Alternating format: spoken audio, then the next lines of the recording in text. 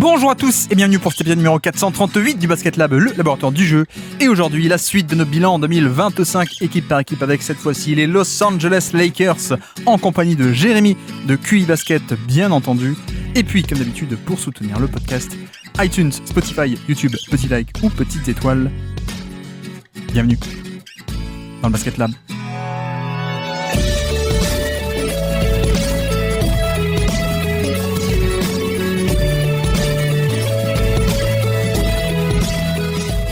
Et donc aujourd'hui, on se retrouve pour un nouveau bilan 2025. Cette fois-ci, les Los Angeles Lakers, avec quelqu'un qui voulait parler d'eux, mais parce qu'il aime bien les battre tous les ans en play-off, donc il s'est dit je rejoins l'aventure.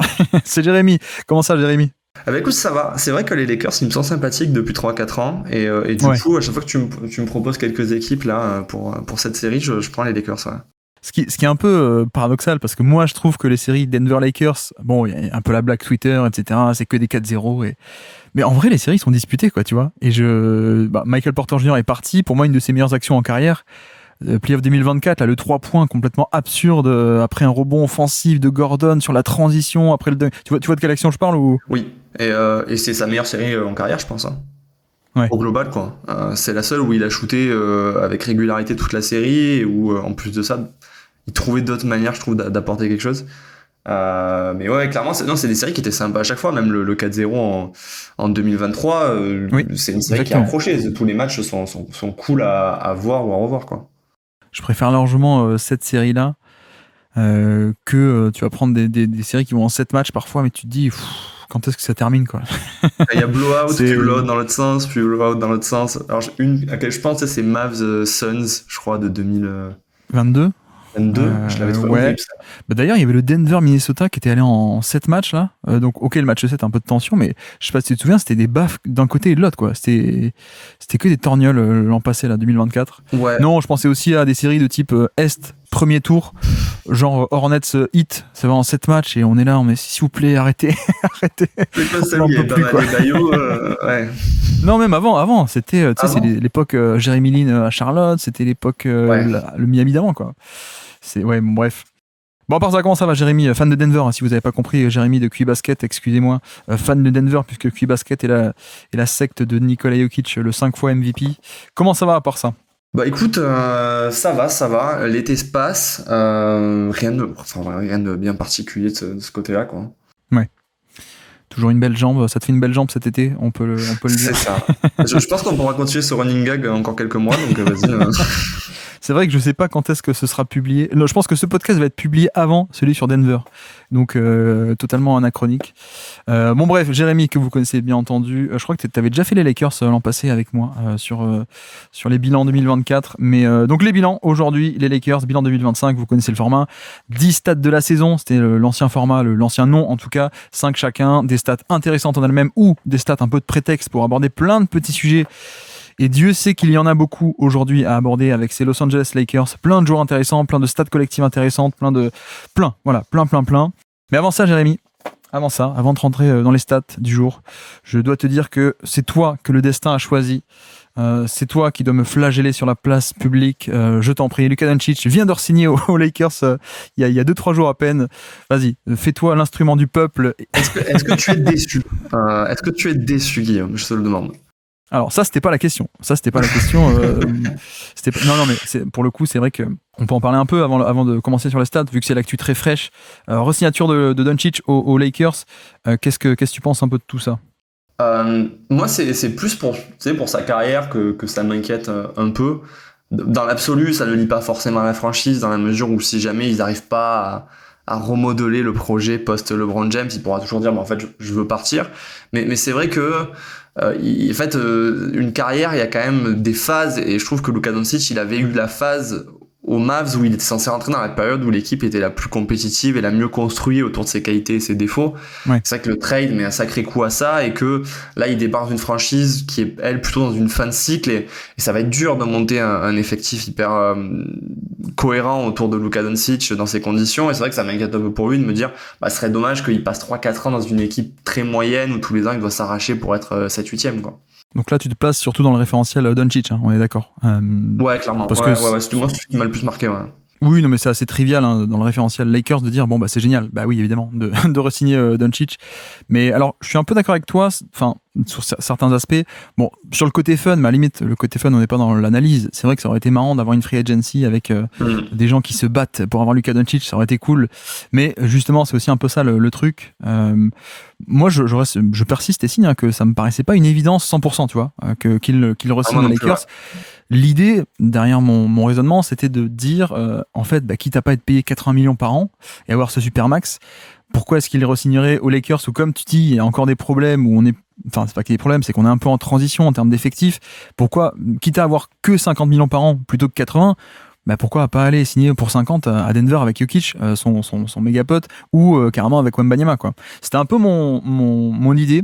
Cela dit, ce qu'on a remarqué, c'est que Doncic déjà semble avoir un attachement assez fort avec la ville. Tu vois, alors j'ai blagué un peu sur Twitter, mais il est arrivé, il était là depuis apparemment 2 mois à Los Angeles. Il a déjà commencé le jeûne intermittent. Tu vois, il s'est déjà mis à la page à la page Los Angeles. On a vu que là, qu'il fait un été, il est hyper slim, donc on verra. Mais non, il y a un côté attachement. Il y a sans doute aussi beaucoup plus, enfin tu vois, moi j'en parlais en février par rapport à ça de attention, c'est pas sûr, c'est malgré le fait que c'est Los Angeles, c'est un énorme marché, etc.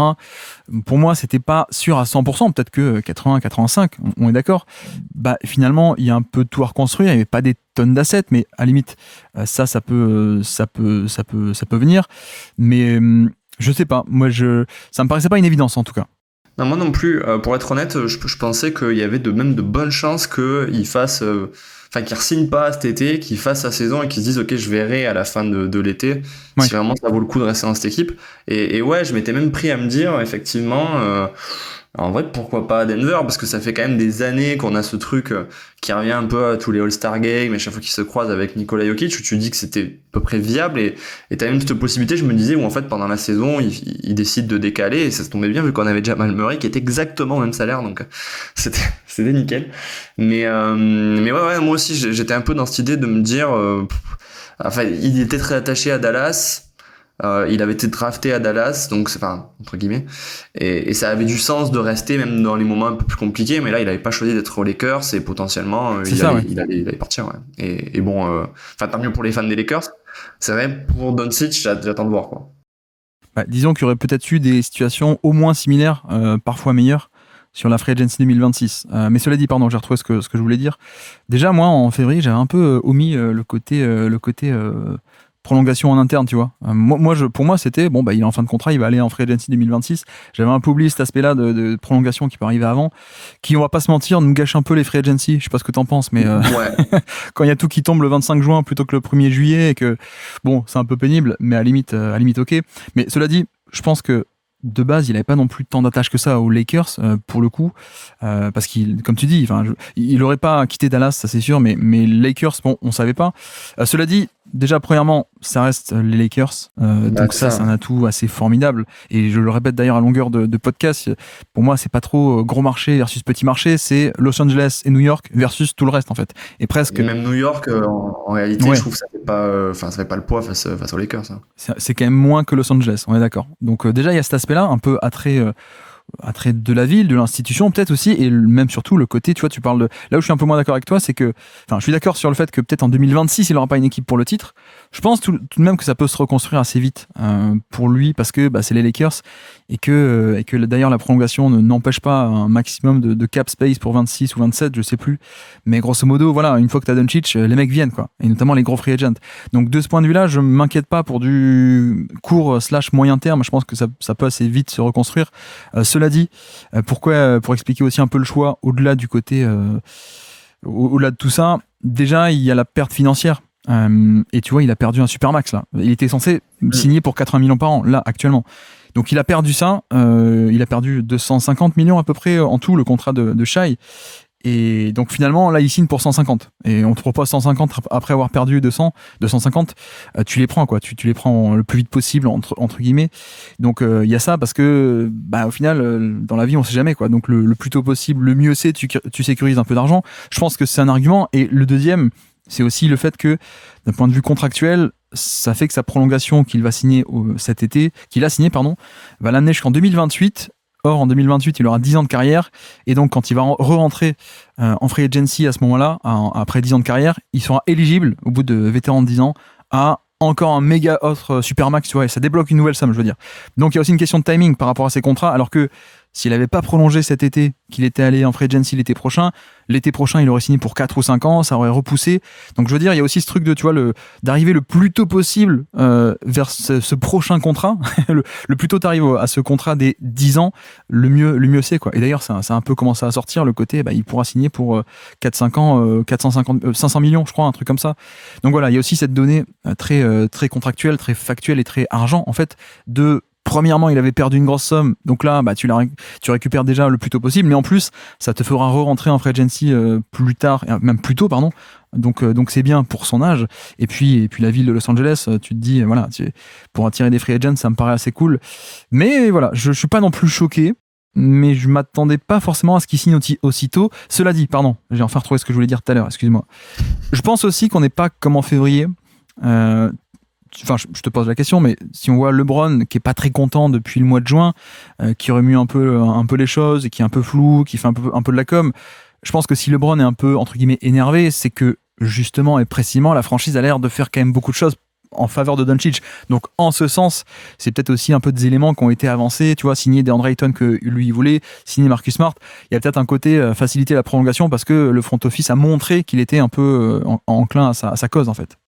Je pense que de toute façon, ce serait fou de la part des Lakers de rester sur un truc centré autour de LeBron James. Tu viens d'avoir quand même une aubaine absolument monstrueuse de transformer Anthony Davis à 31 ans en Luka Doncic Ouais. en pleine possession de ses moyens. Donc forcément, je pense qu'effectivement, les bruits qu'on entend autour de LeBron sont liés à ça.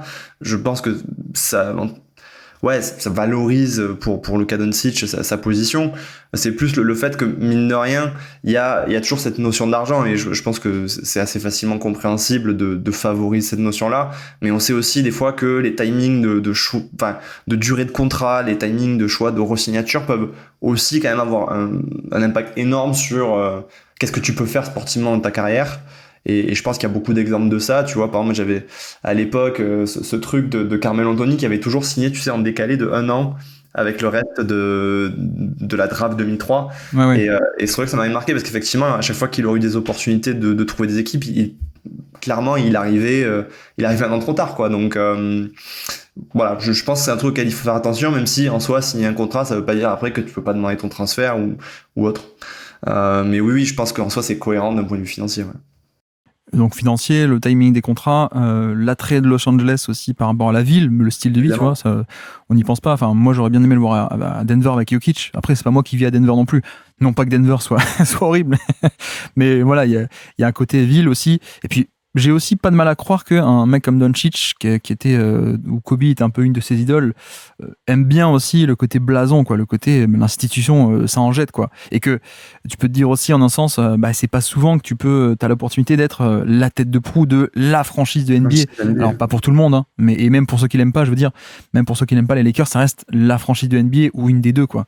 Donc il y a peut-être aussi ce côté-là, tu vois, en un sens, à mon avis, qui peut jouer. Nous, encore une fois, on est un peu extérieur, mais tu vois, je sais que les joueurs, ils aiment bien ça. Les joueurs aussi, beaucoup de respect pour d'autres joueurs, parfois, tu sais, pas très efficaces, mais qui ont 14 000 moves. Donc, les sensibilités sont un peu différentes, mais j'ai pas de mal non plus à me dire, au-delà du côté pragmatique de construction d'équipe, argent, etc., peut-être aussi que le côté, c'est quand même les Lakers, quoi. C'est, tu vois, un peu Mbappé qui est allé au Real parce qu'il était un peu matrixé, parce que le Real, c'est le Real, quoi. Je pense aussi que de toute façon on est toujours très décalé, nous, dans la vision dont on voit les choses, qui est probablement beaucoup plus éloignée et beaucoup moins émotionnelle que les joueurs qui ont d'autres manières de percevoir autant le côté sportif que effectivement ce qu'il y a autour. Et je pense effectivement que la franchise des Lakers, de toute façon, ça sonnera toujours autrement et ça aura toujours un impact très différent de n'importe quelle autre franchise NBA, y compris les Celtics ou les Knicks, je pense. Et oui, de la même manière que je pense qu'ils évaluent pas qu'est-ce qu'est une bonne situation sportive de la même manière que nous. Alors nous, c'est un peu, on fait un peu une globalité, mais en tout cas là, ce que j'en pressens de toi et moi, c'est on regarderait pas les mêmes choses, quoi. Et donc de la même manière, comme tu dis, des fois un joueur qui est pas efficace, mais qui a plein de moves qu'il peut utiliser à tout moment, c'est peut-être un meilleur attaquant que LeBron James, bah, effectivement, les franchises ne se veulent pas non plus, quoi. Tu veux vraiment parler de Carmelo Anthony aujourd'hui, j'ai l'impression. Je faisais Paul Pierce. Je faisais référence. Je sais pas si tu as vu la vidéo de Paul Pierce où en gros on lui demande est-ce que tu penses que offensivement t'es meilleur que Michael Jordan? Il dit oui, etc. Tu vois, et il dit oui pour tout le monde sauf T-Mac, je crois. Mais... Cela dit, ce qu'on peut dire, c'est que, comme on a dit en février, en tout cas moi je l'avais dit, je l'avais tweeté ou en podcast, je sais plus, mais en fait les Lakers ont déjà réussi le plus dur dans une reconstruction, c'est-à-dire avoir la pierre la plus importante, la plus rare, la plus difficile à trouver, la star, quoi. Et c'est quand même hallucinant parce qu'ils arrivaient en fin de cycle, on se dit comment ça va se finir, LeBron Davis, est-ce qu'il vaut mieux faire péter pour retrouver des assets ou aller jusqu'au bout parce qu'il y a peut-être une dernière chance de titre d'ici 2-3 ans, etc.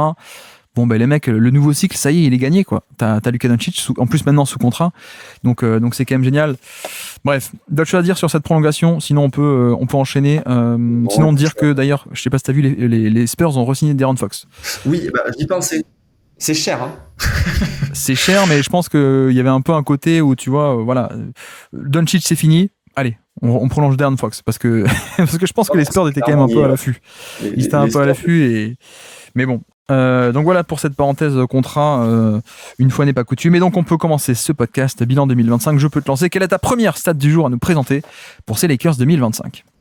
Alors on peut dire que est-ce qu'on peut dire que c'est compliqué comme il y a 2 ans où on est encore dans une situation où les Lakers ils nous font à peu près une quarantaine, cinquantaine de matchs avec une équipe, ils changent complètement l'équipe, arrivé à autour de février, et du coup on a vraiment 2 saisons avec quand même 2 rosters qui se ressemblent pas.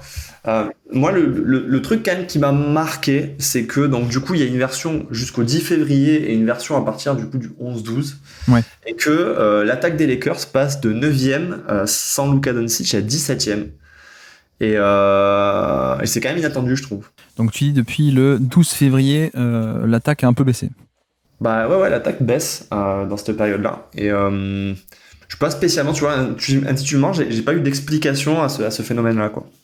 Faudrait peut-être regarder les réussites à 3 points aussi, peut-être ça peut c'est possible, c'est possible. Aider aussi un peu, mais non, mais je te rejoins aussi, j'avais un truc comme ça aussi, j'avais 0,5 et 3 comme chiffre qui étaient les net ratings avant et après The Trade. Donc avant on était à 0,5 du début de saison jusqu'au trade, 14e de NBA en termes de net rating, différentiel attaque-défense, voilà, donc plein milieu, et à partir du trade jusqu'à la fin de saison, 12e de NBA, donc c'est un peu légèrement amélioré, mais pour le coup on était quand même sur deux moitiés de saison qui ne se sont pas ressemblées en termes de style, en termes de qui était sur le terrain, mais au final on n'avait pas non plus une explosion de résultats, en tout cas qui avait l'air assez incroyable, mais on peut dire un peu saison de transition parce que t'as juste chopé une opportunité et tu l'as prise, et au final 2025 c'est pas très grave si t'es pas allé au bout. Alors moi j'étais quand même assez confiant là-dessus, on pourra en parler aussi, mais je te rejoins un peu sur ce côté de 2 en 1 et sur l'aspect c'est quand même assez particulier de parler de globalité et de moyenne de saison même. Ouais, et d'autant que je trouve qu'il y a quelque chose d'un peu contre-intuitif, tu vois, dans l'ensemble de ce trade, c'est que par exemple la défense est quasiment identique en termes de defensive rating entre la première partie de saison et la deuxième, alors que mine de rien tu perds Anthony Davis qui était un peu la pierre angulaire défensive, donc c'est vraiment une équipe qui ne se ressemble pas dans la forme mais qui au final dans le fond reste globalement la même au moment où elle arrive en playoff, quoi. Ouais, effectivement, donc moi c'était aussi par rapport à ça que, parce que je ne sais pas si tu étais au courant, moi j'avais dit, je les avais prédits pour aller en finale NBA, les Lakers. J'avais un gros pronostic sur eux, et pourtant tu vois quand tu regardes a posteriori les chiffres, j'ai dit plus 3 de net rating, c'est pas mal, mais c'est un peu banal, quoi. Plus 3 de différentiel attaque-défense par 100 possessions. Les meilleurs, ils sont à plus 7, plus 8, plus 10, quoi. D'ailleurs, les Boston étaient à plus 10, les Cavs aussi, OKC également, bref. Au passage, les Pacers, étaient à peu près au même niveau que les Lakers. Donc, est-ce qu'on n'est pas aussi sur une question de conférence ou de chance? Je ne sais pas. Mais non, mais par contre, c'est vrai que, au-delà des chiffres moyens, qui ont l'air assez communs, pour le coup, je trouve qu'il y a quand même des flashs hyper impressionnant sur la fin de saison. Il y avait le match à Denver, tu sais, avec la défense de Jokic, qui avait été assez étouffante, victoire contre Jokic, avec cette défense étouffante et très dynamique, etc. Il y avait le match contre OKC en fin de saison, OKC qui essayait, c'était pas du tanking de mois d'avril, c'était une énorme performance avec, tu sais, Luka Doncic qui fait tout sur pick and roll à cette équipe, à cette défense historique. que ça faisait des edges, ça faisait des switches, ils s'en fichent, ils punissaient tout. Donc victoire de là-dessus, victoire contre les Rockets aussi, fin de saison, sur une énorme bataille du switch, ils s'en étaient un peu sortis vainqueurs. Victoire contre les Pacers d'ailleurs, qui étaient très en forme sur la deuxième partie de saison, les Pacers, et on l'a vu sur les en finale, mais victoire sur un match avec un jeu de mismatch qui était constant, parce que quand tu as et LeBron et Luka Doncic sur le terrain, bah ça repousse ton meneur adverse sur Austin Reeves. Voilà, ça crée des mismatchs un peu bizarres. 2 victoires aussi contre les Clippers fin de saison, une victoire contre les Knicks en overtime qui était aussi assez impressionnante, une victoire contre Memphis aussi fin de saison, deuxième partie de saison qui était assez impressionnante, une défaite de très peu de points contre Boston, mais le fond de jeu avait été très cool. Et donc ça, c'était quand même les flashs impressionnants et qui moi m'avaient fait dire il y a quand même peut-être quelque chose et peut-être que ça peut se transposer en play-off. Il se trouve que ils sont tombés contre une équipe qui avait un style de jeu qui ne leur allait pas. Et tu vois, j'ai parlé des victoires impressionnantes avec Luka Doncic qui s'est mis un peu en route. Il n'a pas été bon de suite. D'ailleurs, après le trade, il se fait échanger C'est le 2 février. Il était encore blessé. Il revient autour du 20, je crois. Il joue le 12. Il joue le 12. Il commence le 12. Ou le tour du 12, mais le temps de se mettre en forme, c'est un peu plus tard. Donc j'ai parlé de tous les flashs qui moi m'ont fait dire ça peut être pas mal quand même pour aller en play-off et pour le style peut se transposer. Je vais quand même mettre en lumière aussi 2 échecs sur cette deuxième partie de saison. Le match contre les Warriors, une bataille du switch où ils avaient été très nuls en fait, et notamment là où les Warriors contre un switch défensif arrivaient à développer plein de jeux offensifs, l'attaque des Lakers elle avait un peu stagné en termes de play call, en termes de jeu. Donc voilà, premier indicateur. Et deuxième, défaite également contre le Orlando Magic, qui était une défense aussi d'élite et de switch et de beaucoup de polyvalence. Défaite des Lakers sur ce match-là. Et pourquoi est-ce que je parle de ça, tu vois, c'est que ils sont tombés contre un Minnesota qui a beaucoup switché, notamment, et qui leur a aussi fait mal comme ça, quoi. Il y avait un truc qui était clair, c'est qu'ils étaient vraiment impressionnants contre les équipes du top 10. Et qu'arrivé en play-off, je crois que sur la période de finale, c'était clairement une des équipes qui avait le meilleur ratio de victoire dans ces conditions-là. Ouais. Ce qui te donnait l'impression qu'effectivement, ils étaient prêts pour les play-offs et que c'était une équipe un peu imprévisible parce qu'on savait aussi que le roster n'était pas terminé. Moi, il y avait quelque chose, je crois, j'en parlais dans le podcast justement de la preview entre les Wolves et les Lakers. Cette défense qui était très très bonne, mine de rien, dans beaucoup de rencontres contre des bonnes équipes. Quand même, il y avait de quoi être sceptique, je trouvais, dans la mesure où c'était assez contre-intuitif que ça fonctionne aussi bien, parce que t'avais pas vraiment de rim protection, parce que t'avais cette défense de switch, mais en même temps, t'avais quand même pas mal de liens un peu faibles, de joueurs qui étaient à cibler dans cette équipe des Lakers. Et c'est vrai que quand il y a eu le match-up contre les Wolves, même si on pouvait imaginer, en fait, tu vois, avoir un Luka qui, d'une certaine manière, prennent les choses en main comme à Dallas l'année précédente et arrivent à faire sauter le verrou de la défense des Wolves, c'était quand même un sale match-up pour eux, effectivement, parce que t'avais une défense, je trouve, assez élite, très complète chez les Wolves, et en même temps tu voyais pas trop comment tu tenais ce problème de taille, ni éventuellement ce problème de qu'est-ce que tu fais avec Anthony Edwards, quoi. Donc je pense que c'était un mauvais match-up et qu'ils auraient pu faire des playoffs bien supérieurs à ça. Mais il y avait aussi quand même une autre réalité, c'est que ils avaient aussi ce truc d'équipe qui se dépasse contre les très bons mais qui était assez médiocre contre des équipes de milieu de tableau. Ce qui explique donc le côté net rating un peu nul, quoi. Enfin un peu nul. Un peu faible, quoi. Alors que pourtant les flashs contre OKC, contre Denver, contre Houston, etc. sont très cool, mais comme tu dis, après ils se prennent aussi des tartes, genre Milwaukee, ils perdent de plus de 20 points, je crois. Ouais, c'est ça, plus de 20 points, ils perdent contre Brooklyn aussi, pardon. Défaite contre Brooklyn, défaite également assez large contre Milwaukee de nouveau, 118-89, donc un énorme écart. Défaite contre Chicago aussi, 115-146. Enfin, ils ont des défaites comme ça qui sont assez impressionnantes. Pareil contre Portland, alors quoi que c'est à la fin de saison, toute fin de saison. Mais donc, en termes de différentiel attaque-défense, voilà, quand tu fais des défaites de 20 points, ça te tire le score vers le bas.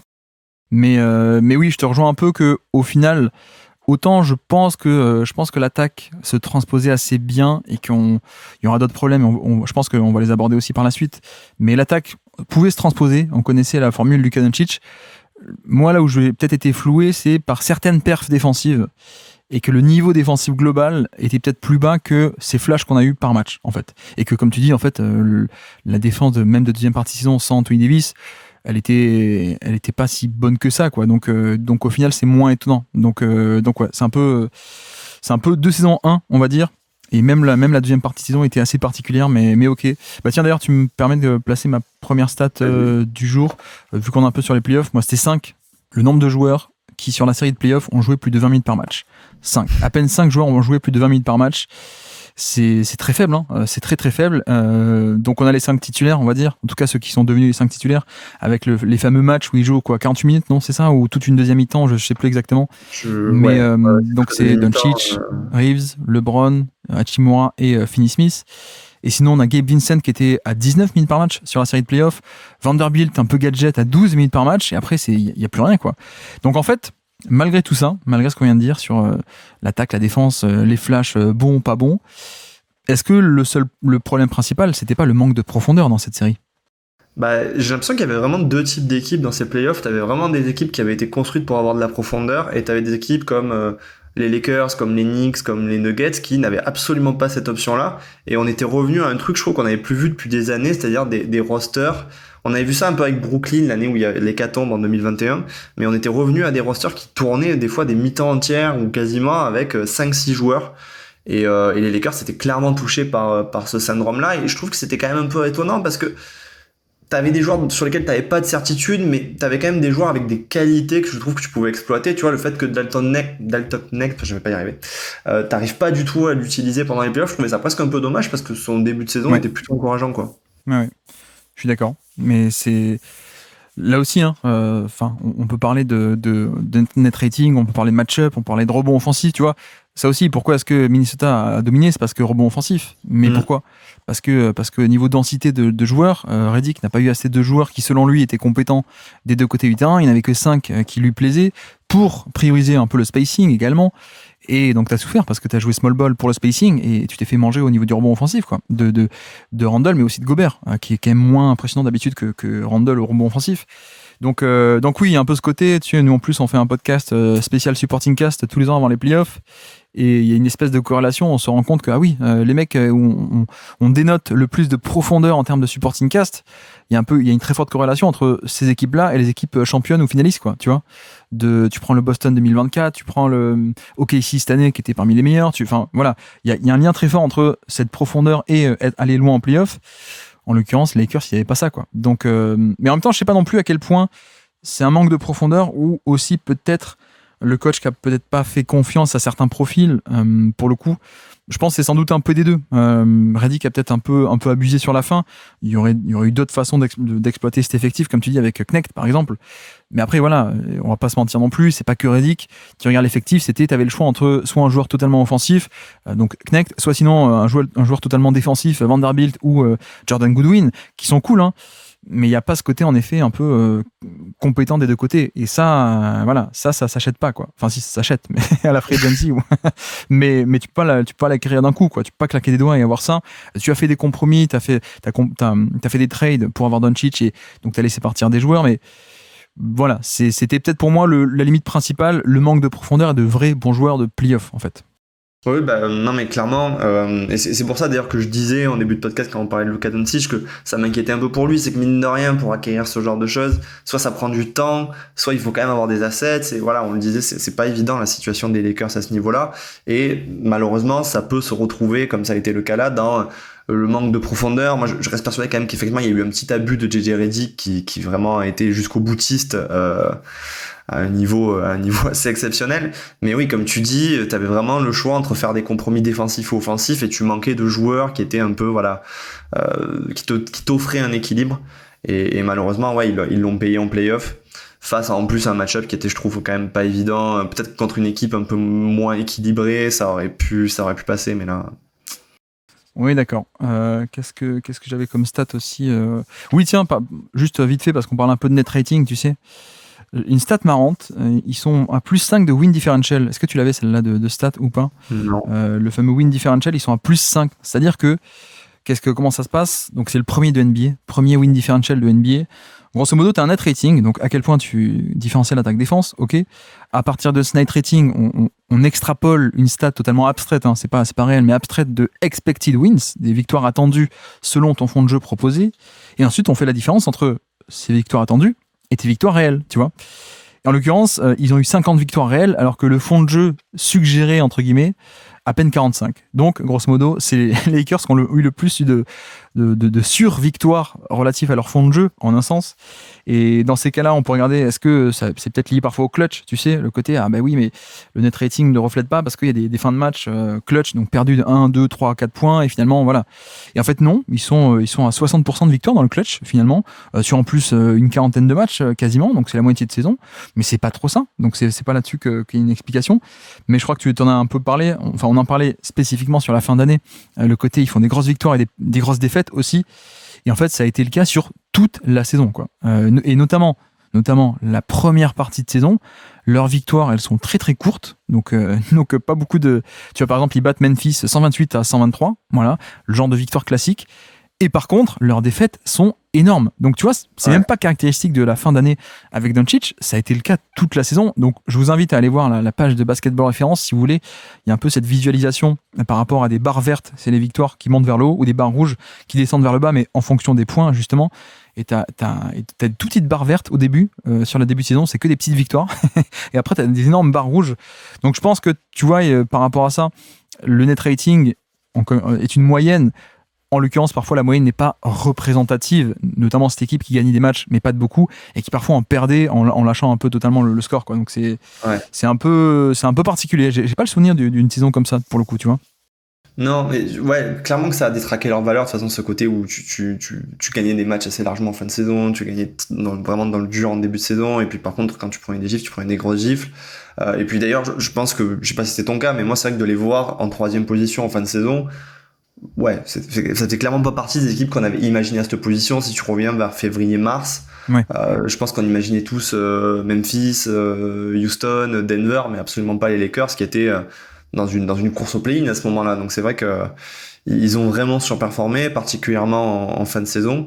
Et je pense aussi que ça explique leur situation, c'est-à-dire que ouais, l'avantage du terrain, c'était pas du tout quelque chose qui était acté pour eux, quoi.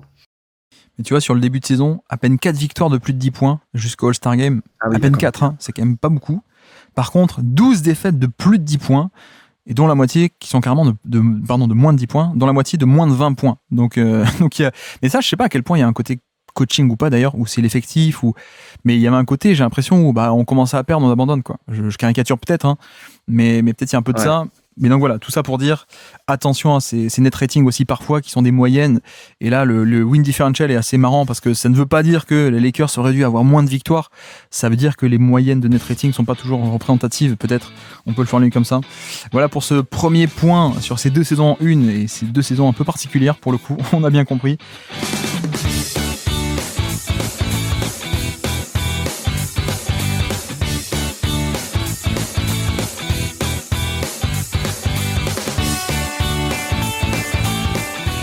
Donc je peux te lancer, quelle est ta deuxième stat du jour à nous présenter pour ces Lakers 2025?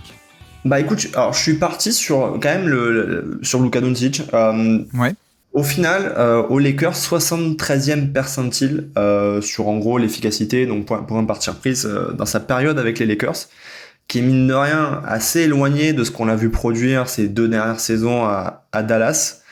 Preuve déjà que effectivement il a eu un retard à l'allumage assez important. Et qui je trouve est assez marrant parce qu'en fait quand tu regardes derrière, alors je fais un peu du 2 en 1 mais les WoWi tu sais combinés notamment sur les présences avec LeBron et Luka Doncic, autant LeBron et Luka ensemble c'est pas hyper dingue, c'est plus 2 en général, c'est même un peu moins, c'est 1,90. Et Luka, par contre, sans LeBron, c'est plus 15,9. Donc, c'est aussi dire quand même l'assise qu'il arrivait à avoir dans le jeu sans pour autant être clairement sa meilleure version d'un point de vue offensif, quoi. Je sais pas si toi ça t'a marqué, mais c'est vrai que c'est aussi voilà toute cette qualité de créateur qu'il amène sans pour autant être au top physiquement quand il revient, quoi. Ce qui m'a marqué, c'est que en fait, on l'a pas eu du tout le vrai Doncic cette année, quoi. Je trouve que même le début, la première partie de saison à Dallas, il était un peu moins impactant. Après, il a aussi été blessé assez longtemps et j'ai presque pas trop envie de juger la période de Lakers parce qu'il revient de blessure, etc. Et qu'il y a un côté où clairement, c'était pas le vrai Doncic, en fait. Même si comme dit, hein, il y avait des flashs. Le match contre OKC, des matchs comme ça, on retrouvait un bon Doncic, mais on l'a pas eu sur la totalité, on va dire, de la saison ou de sa demi-saison aux Lakers. En plus, c'est que 28 matchs, si on prend la régulière, donc c'est quand même très très faible, plus les blessures, etc. Mais justement, j'avais une stat là-dessus, moi, c'était c'était 7,8 qui était le nombre d'isolations par match. Isolation par match de Doncic en playoff. Et que finalement, c'était très cool, quoi. C'était 8 isolations offensives par match, 8 fois des 1 contre 1. Et ça aussi, c'est un énorme volume en playoff. C'est, je crois, le premier de NBA, qui a aussi été rendu possible parce qu'il a affronté une défense de Switch Hall. Mais tu vois, il y allait, quoi. Et il y a un peu ce narratif, parce qu'on a tendance à généraliser les séries pour un peu raconter. Et en effet, Gobert a tenu sur Switch plutôt pas mal face à lui. Mais tu vois, 1,05 points par possession sur Switch. Et en fait, c'est très cool, hein. C'est très très cool. Et c'est même la première efficacité de tous les playoffs sur des gros volumes. Donc, je voulais surtout parler de ça parce que, si tu veux, le côté régulier, pour moi, c'était pas le vrai Doncic. Par contre, l'aspect de énorme volume de playoff de 1 contre 1 plus meilleure efficacité sur les gros volumes devant des HDA, des Tatum, des Edwards, des Paolo Banchero, etc. Pour moi, c'est presque plus significatif le côté en playoff, il était quand même là, quoi. Alors, clairement, il était quand même là, et c'est vrai que moi, quand j'avais regardé pareil des stats d'isolation une fois les playoffs terminés, j'étais assez impressionné de le voir tout en haut ou presque. Je sais pas s'il était premier ou troisième, mais effectivement, ça m'a étonné parce que moi, quand même, l'impression que j'avais sur la série de playoffs, c'est que ça avait pas forcément très bien servi les Lakers. J'ai un peu l'impression que dans ce format-là, les Wolves, ils ont un peu eu ce qu'ils voulaient, et que même si c'était relativement efficace pour de l'isolation, ça avait quand même tué pas mal de séquences pour les Lakers où ils étaient quand même bien meilleurs, je trouvais, quand la balle circulait. Mais néanmoins, ce qui était rassurant, et je suis d'accord avec toi, c'était le côté, ok, Luka joue comme Luka est censé, entre guillemets, comme on a l'habitude de le voir jouer, et il reste quand même dans le gratin, alors que, effectivement, à Dallas, il était déjà diminué, et je me demande si il jouait pas tout simplement blessé depuis le début de saison, et quand il revient aux Lakers, il a un gros retard à l'allumage, et il y a des hauts et des bas, et malgré tout, sur les playoffs, il arrive toujours à être parmi le gratin de la ligue dans ce qu'il fait, quoi, c'est-à-dire de l'isolation.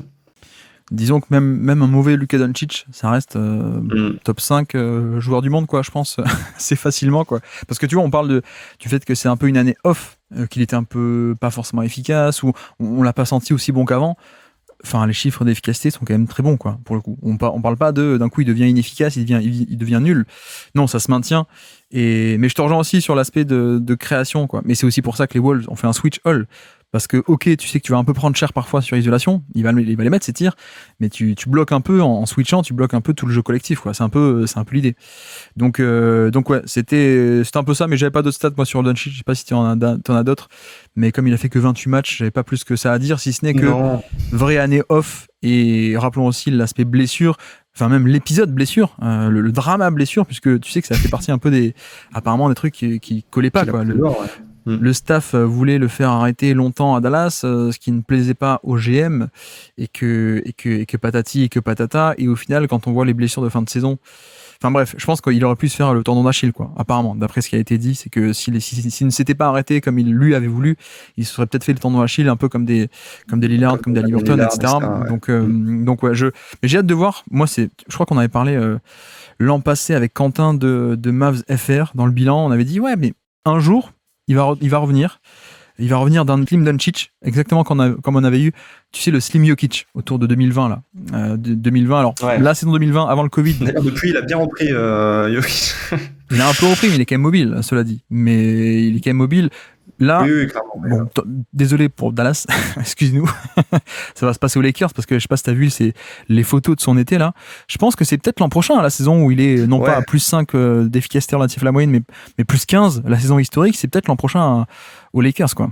Bah justement, c'était un peu pour ça, c'est-à-dire que mine de rien, ça fonctionnait quand même bien avec un Luka qui était clairement pas sa meilleure version. Et donc, quand tu vois les images de son été, j'espère effectivement que c'est l'année prochaine. Parce que c'est quand même intriguant de se dire, et là, il arrive dans la période normalement où il va être le plus fort. Et c'est vrai que c'est dommage de le voir dans une saison un peu de régression dans l'entre-deux. Et oui, j'espère que ce sera pas la nouvelle norme, quoi. Oui, d'accord. Donc voilà pour Luka Doncic et ses 28 matchs de régulière plus 5 de playoff qui ont été, surprise, très bons, même s'il ne défendait pas.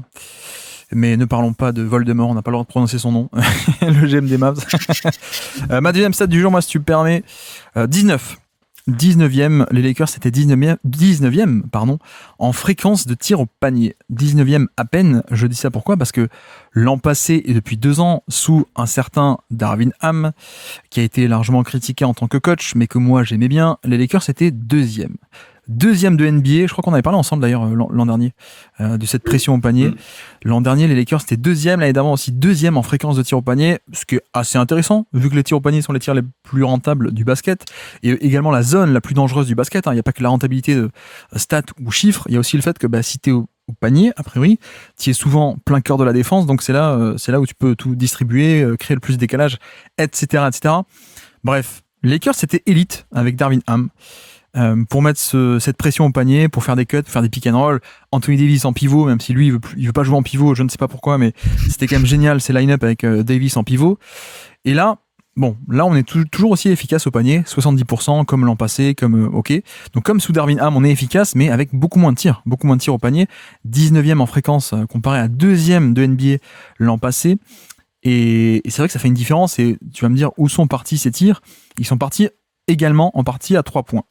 Ils sont partis à 3 points puisque la fréquence de tir à 3 points a augmenté de 33 à 39%.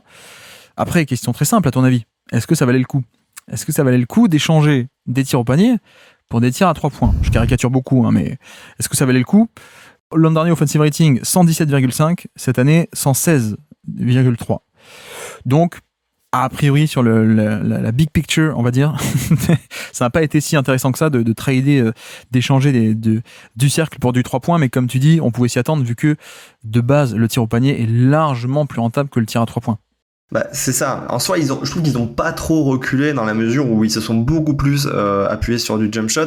Moi, la stat que j'avais, c'était le fait qu'ils étaient deuxième équipe la plus efficace sur le spot-up shooting et donc qui montrait un petit peu cette transition de on aime beaucoup finir au cercle vers on s'appuie beaucoup plus sur le tir à 3 points notamment. Et effectivement, ça n'a pas très bien fonctionné puisque l'attaque sur l'ensemble de la saison, on le disait, peu importe que ce soit la période avant Luka Doncic ou après, dans les deux cas, l'attaque des Lakers était relativement autour de la moyenne NBA, voire légèrement en dessous. Et donc, oui, pas de grosse surprise. C'était mieux, en tout cas, d'attaquer le cercle à répétition, quoi. C'était aussi un peu un prétexte, cette stat, pour parler de Redick. Je voulais te poser la question. Qu'est-ce qu'on pense de la première saison de JJ Redick en tant que coach, alors ? Moi j'ai bien aimé en début de saison, je trouvais qu'il y avait vraiment une circulation de balles, il y avait volonté de mettre pas mal de sets qui donnait un jeu assez libre, tu vois. Et je trouvais ça cool, mais au final, sur l'ensemble de la saison, j'ai trouvé ça relativement moyen.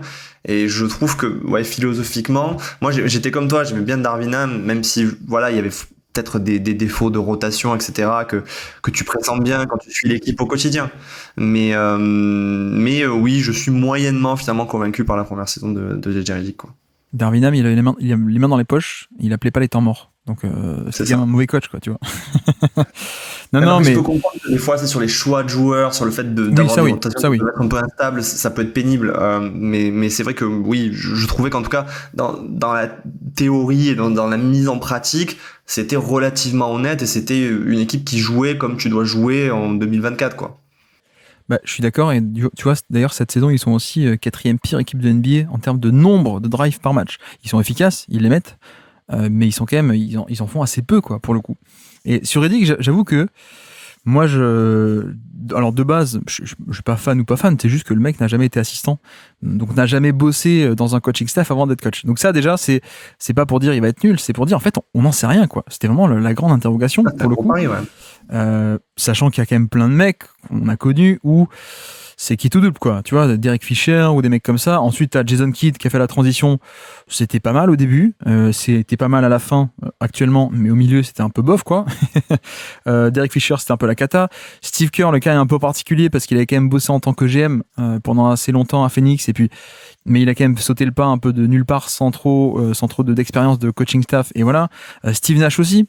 Steve Nash, je sais pas je crois que l'avis du grand public est plutôt négatif sur lui. Il y avait des bons trucs, il y avait des mauvais trucs. Donc, en fait, c'est un risque. C'est quand même un risque assez important de sauter le pas sans bosser avant. Donc, c'était vraiment l'inconnu pour moi, le vrai inconnu. Je dois dire que j'apprécie beaucoup le coaching défensif. Je trouve qu'il y a quand même de belles choses qui sont faites. Et le début de saison, il a un peu essayé de mettre plutôt Anthony Davis, tu sais, un peu au centre du projet, parfois sur des dribble and off, sur des pick and roll. Ça n'a pas duré à ce point comme au tout début de saison. Mais au final, c'est un peu bizarre parce que je me place un peu entre deux. C'est-à-dire que pour moi, il y a un peu ce côté coach qui, il est arrivé avec ses playbooks, tu vois. Il avait des playbooks. Tu sens que c'est un ancien shooter en sortie d'écran qui aime bien les systèmes un peu gadget avec 3 écrans, 3 renversements de jeu, etc. Et j'ai trouvé que parfois le jeu des Lakers pouvait être un peu on récite nos gammes, quoi, mais avec une connotation un peu trop scolaire, tu vois, pas bonne de tiens, on déroule ce système avec telle option et t'arrives à la fin des 24 secondes et mince, on a toujours pas trouvé l'ouverture, quoi. Cela dit, ça s'est quand même amélioré avec l'année, je trouve. C'est quand même bien amélioré. Je l'ai trouvé pas mal du tout. Je trouve qu'il a fait des bonnes choses, y compris en playoff, mais je trouve qu'en playoff aussi il a fait des mauvaises. J'ai pas aimé le play call, et au-delà même de système de rotation, de qui joue, parce que je pense que le grand public regarde toujours ça, le côté qui est-ce qui joue, qu'est-ce qui joue pas, les minutes, la hiérarchie. Moi, j'avoue que dans le play call, j'étais un peu déçu du manque de créativité tactique, en fait. Tu vois, l'aspect de tu vas affronter un switch. Qu'est-ce que tu fais pour contrer ça? Est-ce que tu peux pas faire un truc un peu plus créatif en termes de un tel va être en sortie d'écran, un tel va faire ci, un tel va faire ça. J'en parlais aussi tout à l'heure, mais il y a un match-up qui pour moi a montré la différence entre un Steve Kerr et un Redick à ce stade de sa carrière. En tout cas, c'est que dans une bataille où 2 défenses faisaient un switch all, les Warriors ont déroulé plein de contre-moves au switch et un fond de jeu un peu plus créatif. Là où les Lakers, ce match-là, ils s'étaient un peu embourbés dans on attaque simplement, quoi, de manière même un peu simpliste, on peut dire. Donc franchement, c'est pour une saison qui est à ce point mystère, tu vois, on savait pas à quoi s'attendre de ce coach-là. Je trouve ça assez cool, la défense et même l'attaque, c'est pas mal. C'est pas parfait, en même temps, pour une première année, je trouve ça pas mal.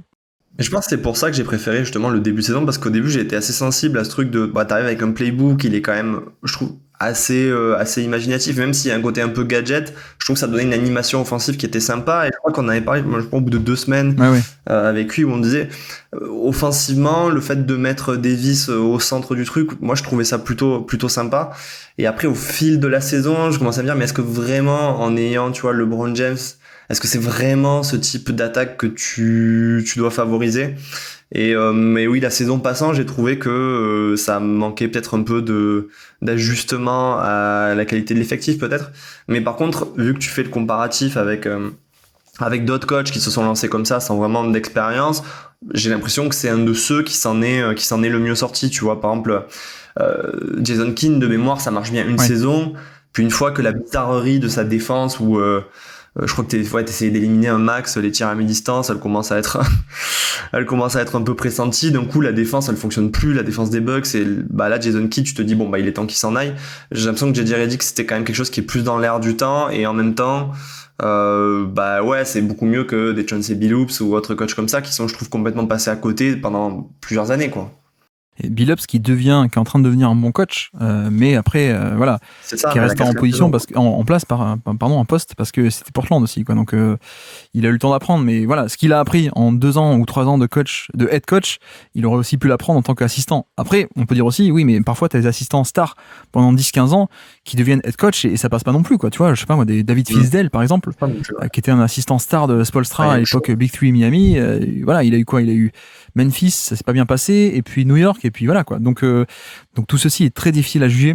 En tout cas, sur l'échelle des nouveaux coachs, on va dire, c'est pas Derek Fisher, c'est pas non plus Steve Kerr, tu vois. Steve Kerr qui arrive en tant que coach rookie, c'était quand même très très cool en 2015. Il y avait déjà les bons ajustements en playoff, l'adaptabilité qui est pour moi le côté le plus valuable pour un coach, c'est-à-dire savoir faire les changements les bonnes adaptations en playoff. Pareil pour Nick Nurse aussi, coach rookie. Nick Nurse c'était quand même très cool. Nick Nurse avait un parcours d'assistant. Nick Nurse c'était déjà coach, peut-être head coach à l'époque de Dwayne Casey en fait. Exactement. Non, c'est vrai que j'ai fait le rapprochement, mais restons que sur les coachs, les nouveaux coachs, on va dire.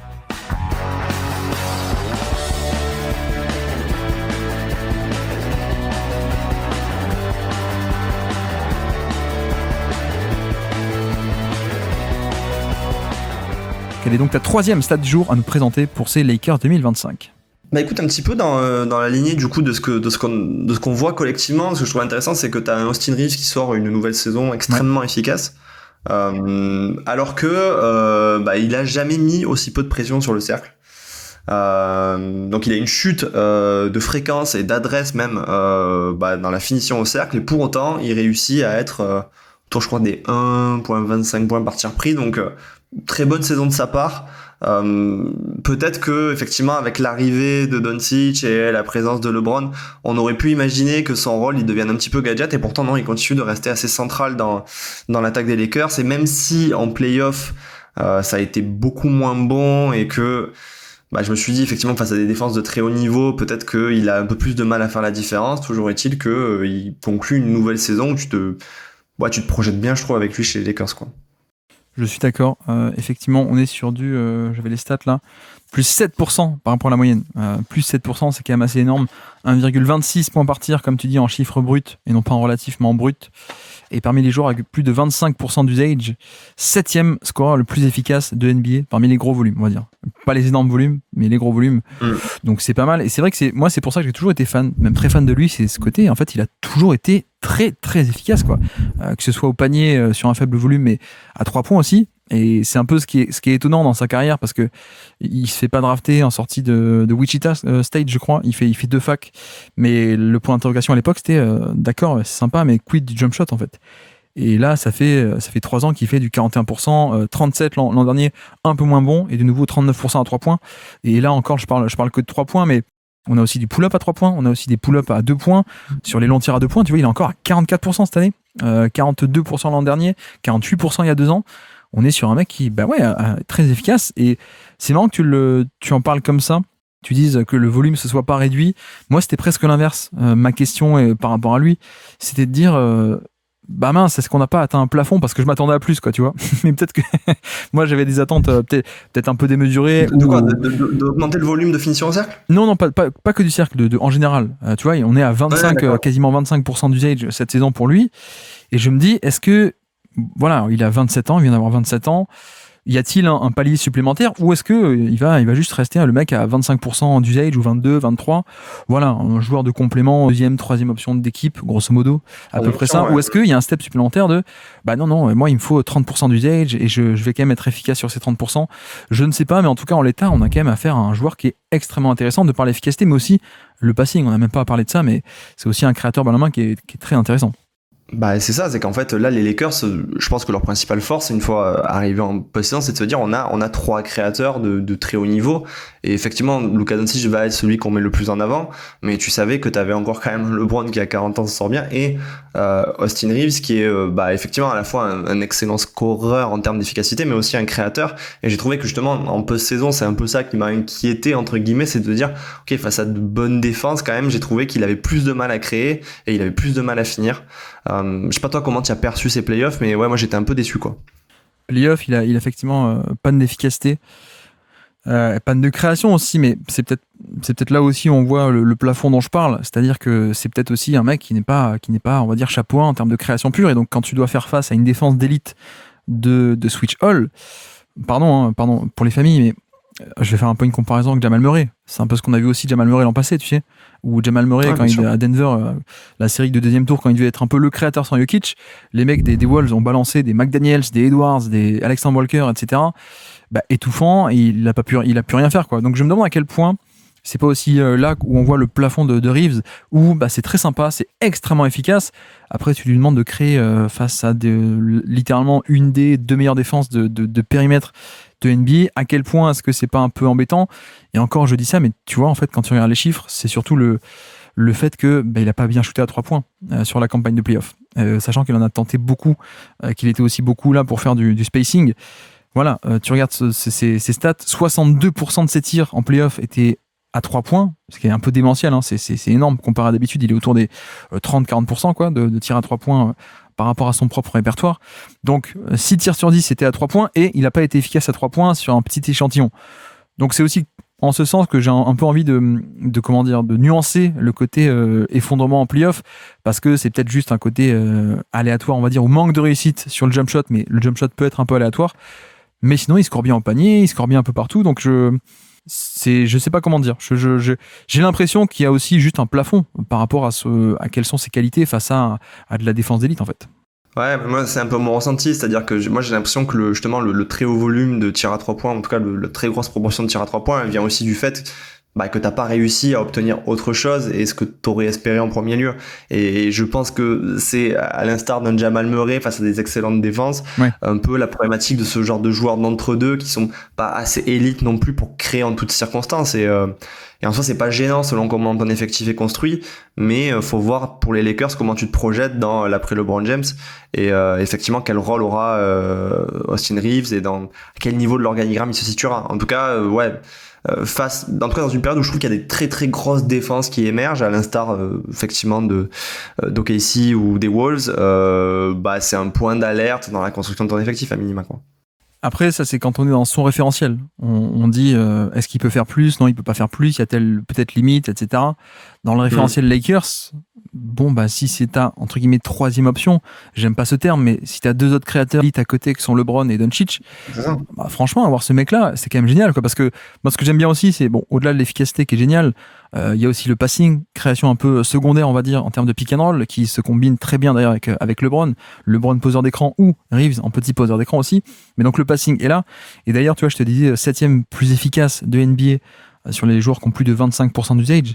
Si on rajoute aussi un critère de turnover, de moins de 12 et quelques % de turnover, donc son score à lui, il n'y a plus que autres joueurs NBA qui correspondent à ces critères. Il est en compagnie de SGA, de Haliburton, de Giannis et de je sais plus qui, enfin bref, de l'élite quoi, pour le coup. Et sur le côté, traduisons-le en français, un certain volume, très efficace au tir, du passing et un peu moins et assez peu de turnover au final pour un tel volume.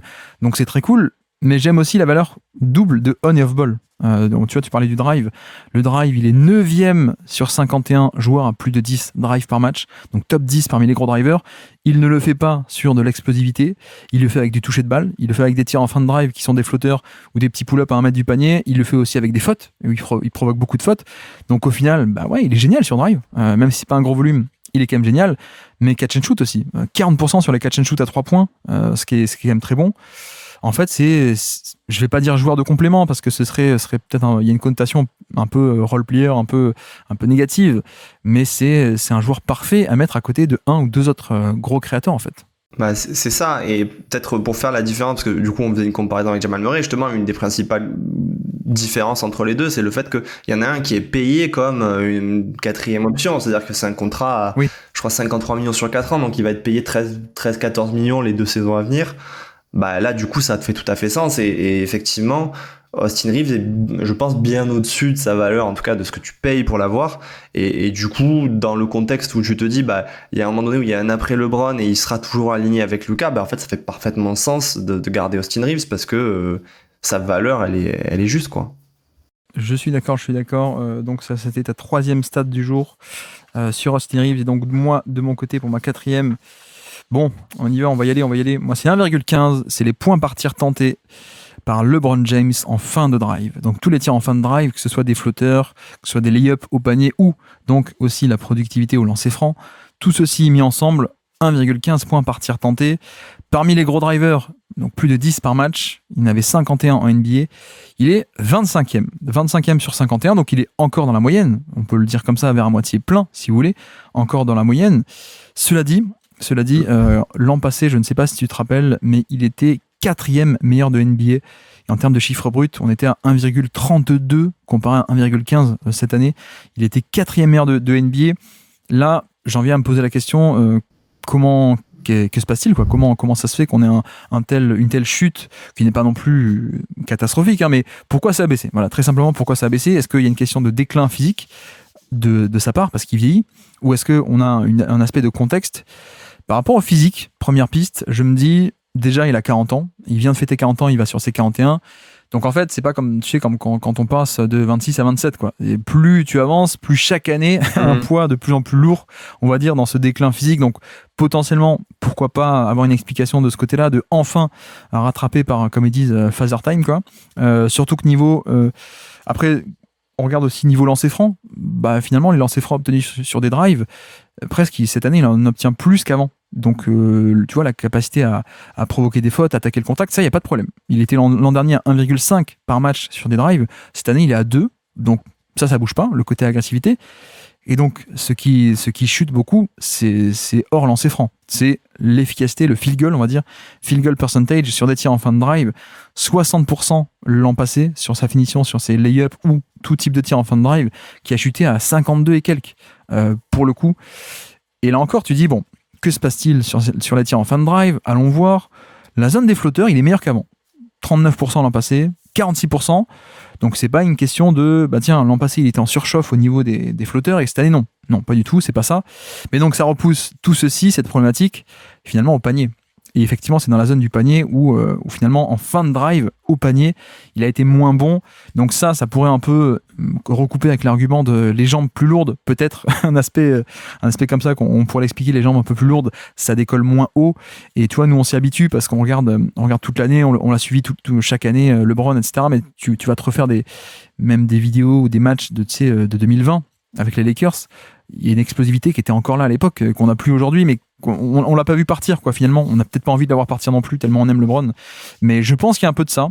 Cela dit, je pense qu'il y a aussi un élément contextuel et pas que déclin physique, qui est que, on l'a dit, l'équipe des Lakers met beaucoup moins la pression au panier cette saison. Donc je pense qu'il y a un contexte tactique qui fait que l'an passé, on libérait des lignes de drive, on libérait des pick and roll, empty action, high pick and roll, plein centre du terrain, avec Davis, etc., etc. Plus aussi, l'an passé, les Lakers étaient élites en transition. Et je pense que ça devait aussi rentrer. Il y avait certaines contre-attaques qui devaient être comptabilisées en tant que drive l'an passé, qui devaient un peu booster son score de l'an passé parce que c'était des drives, entre guillemets, drives de transition. Donc, cette année, ils sont passés l'an dernier de 4e à 18e en fréquence de contre-attaque. Donc, ça court beaucoup moins. Et l'an passé, 3e efficacité en contre-attaque, 26e cette année. Donc, grosso modo, les Lakers se sont arrêtés d'aller en contre-attaque. Donc je sais pas si tu vois ce que je veux dire, mais à quel point est-ce que le score de l'an passé était peut-être un tout petit peu boosté par certaines possessions, certains chiffres de contre-attaque, et à quel point finalement il n'y a pas aussi également en partie l'aspect tactique et l'aspect déclin de voilà, finalement il est peut-être enfin mortel ce jour-là. Alors justement, moi je vais plutôt te poser une question et je vais continuer et je te laisse regarder, mais moi j'ai l'impression que l'année dernière justement ces stats avaient était assez exceptionnel par rapport même aux années d'avant. Oui. Et je dis ça parce que je me souviens, c'était le début de la saison, donc 2022-2023, on avait un LeBron qui avait débarqué et qui justement dans la finition au cercle, je le trouvais vraiment en difficulté pendant le premier mois et demi de saison. Et je me rappelle à l'époque, j'avais fait un thread où je disais peut-être que ça y est, c'est le moment où LeBron va décliner. Et je montrais pas mal de séquences où il n'arrivait pas à faire des finitions qu'il avait toujours réussi à faire. Et en réalité, à partir du moment où j'ai fait le thread, je pense que la semaine qui a suivi, il a commencé à sortir. On a retrouvé le LeBron d'avant et il était absolument incroyable. Thread qu'on me ressort encore aujourd'hui chez Quill. C'est vrai. Et ouais, bien sûr, moi le premier, parce que c'est vrai que c'était drôle, quoi. Je crois qu'il a tourné après ça à 38 points de moyenne pendant un mois, ou 35, tu vois, c'était complètement fou. Et du coup, tout ça pour dire que l'année dernière, j'ai l'impression qu'effectivement, il était vraiment très bon et collectivement, les Lakers, c'était très bon pour libérer, on va dire, cette zone-là. Et je sais pas si t'as le comparti, mais je pense qu'en fait, là, il est plutôt revenu vers où il était il y a 2 ans, en fait. Donc, je suis d'accord avec toi que le contexte, le fait de moins vouloir mettre la pression au cercle et d'être dans une équipe où finalement tu t'appuies un peu plus sur le jump shot, ça a peut-être aussi joué dans le fait que c'est pas qu'une question, on va dire, personnelle. Et après, sur le plan personnel, il faut peut-être aussi prendre en compte le fait que l'année dernière, il débarque dans la saison plutôt reposé, alors que là, il sort quand même d'un été où il va faire les JO, et peut-être qu'aussi, justement, il n'arrive pas dans la saison avec la même fraîcheur physique, quoi. Oui, effectivement, il y a un peu ça aussi. Mais pour te dire, donc en 2023, il y a 2 saisons, il était à 1,23 points par possession, par tir en fin de drive. Donc c'était quand même mieux. 1,23, mais il y a tout de même le jump en 24 à 1, combien on a dit 32. Donc ça a un peu augmenté tout de même l'an passé. Et c'est un peu revenu un peu plus bas, mais plus bas que c'était il y a 2 ans. C'est un peu. C'était il y a 2 ans, ok. Ouais. Cela dit, ce qui est intéressant, c'est que là, on parle que des drives. Tu vois, au niveau de l'efficacité au panier en général, elle se maintient totalement. Et je pense que c'est aussi ce qui est intéressant avec lui, c'est de continuer un peu à exploiter, à aller gratter de plus en plus sa valeur de joueur en cut, en poseur d'écran, autour du panier, rebond offensif, etc. Je pense que c'est ce qu'on a vu un peu depuis 2-3 ans déjà sous Darvin Ham, et qu'on aimerait voir encore un peu plus, quoi. Le côté cut, le côté poseur d'écran qui roule au panier.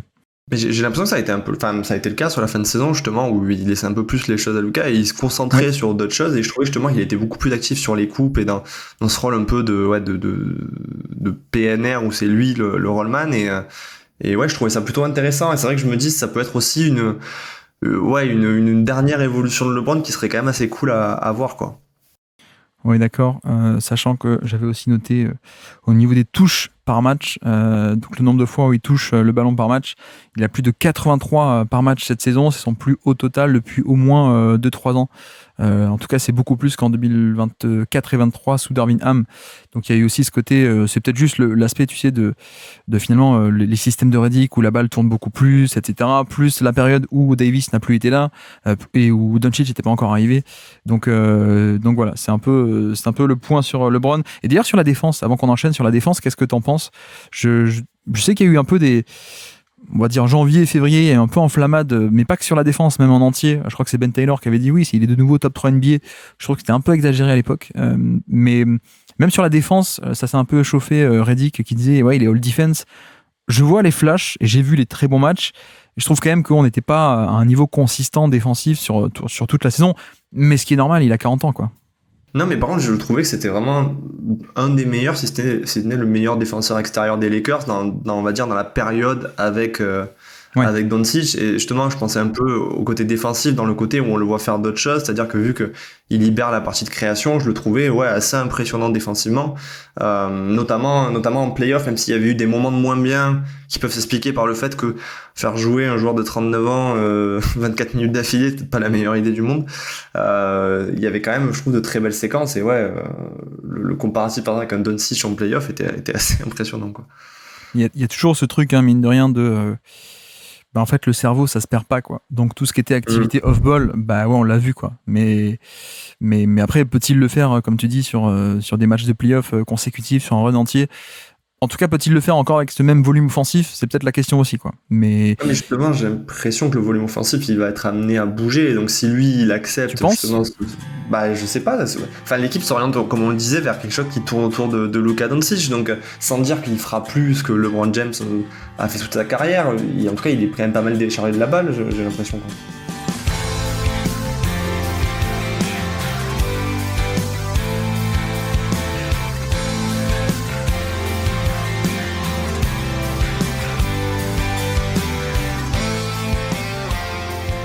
Donc, je peux te lancer. Quelle est ta 4e stat du jour à nous présenter pour ces Lakers 2025?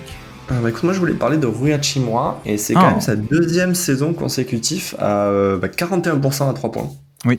Et le tout en ayant fait un volume, alors je sais pas en nombre de tirs, mais en tout cas c'est 40% des tirs qu'il a pris cette saison. Et c'est loin au-dessus de ses standards en carrière qui étaient plutôt entre 27 et on va dire 35.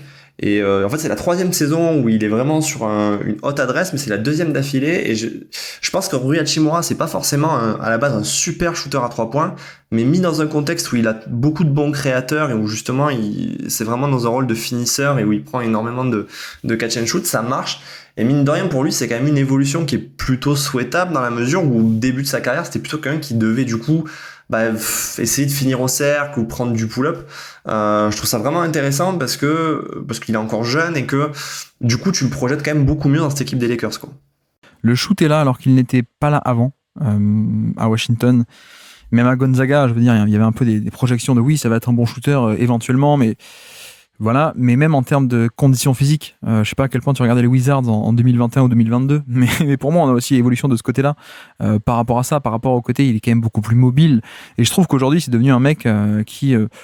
Bon, ce serait peut-être pas mon choix numéro 1, mais tu me dis, tu t'es obligé de le faire jouer 30 minutes par match en playoff, ça me va, quoi. Mais ça me va parce qu'on a un spacing qui commence à être là depuis quelques temps, comme tu dis, et que, toujours pareil, hein, faire une saison à 40% sur un petit volume, ça veut rien dire, quoi. Les défenses vont quand même continuer à t'abandonner. Là, je pense qu'on n'est pas encore à un niveau... Je pense qu'on l'abandonne encore parfois, mais plus ça va, plus on se dit c'est sympa, quoi, quand même. Hein. C'est sympa, ce petit volume, bonne efficacité depuis 2 ans, la condition physique un peu meilleure, et même au-delà du physique où il est un peu moins pâteau, je trouve, qu'en tout début de carrière. En fait, c'est même pas le même joueur, quoi. C'est littéralement un mec qui jouait d'une certaine manière à la fac et à Washington et qui s'est mis à jouer très différemment. Donc ça, c'est cool. Et c'est aussi pour ça que moi, j'étais pas fan du tout, mais alors pas du tout, du trade à l'époque des Lakers, parce que je disais, mais les mecs, si vous récupérez le joueur de Washington ou le mec qui, soi-disant, méritait d'être drafté top 10, alors que ça a été il aurait jamais dû être premier tour, quoi, limite, presque, ce mec-là. J'exagère un peu, mais sur les experts de draft, et à l'époque, j'étais, non pas expert, mais je faisais beaucoup de draft à l'époque, j'étais un peu d'accord avec ça. En fait, c'était un mec qui était, tu vois, un peu le poste 4 de NCAA, qui, soi-disant, un peu de spacing, mais en vrai, c'était surtout du mi-distance, qui est créateur, soi-disant, mais bon, c'est de la création de post-up pas hyper intéressante contre de la NCAA. Il n'y a pas le passing non plus. Donc, comment tu veux être un créateur de NBA si t'as pas un spacing un passing pour tirer profit de ton scoring. Donc, il y avait un peu ce truc de ouais, mais non, en fait, quoi. Et donc, si les Lakers avaient récupéré ce mec-là de Washington ou de Gonzaga, c'était, je comprends l'idée de la théorie, mais en fait, non, le joueur en soi n'est pas intéressant.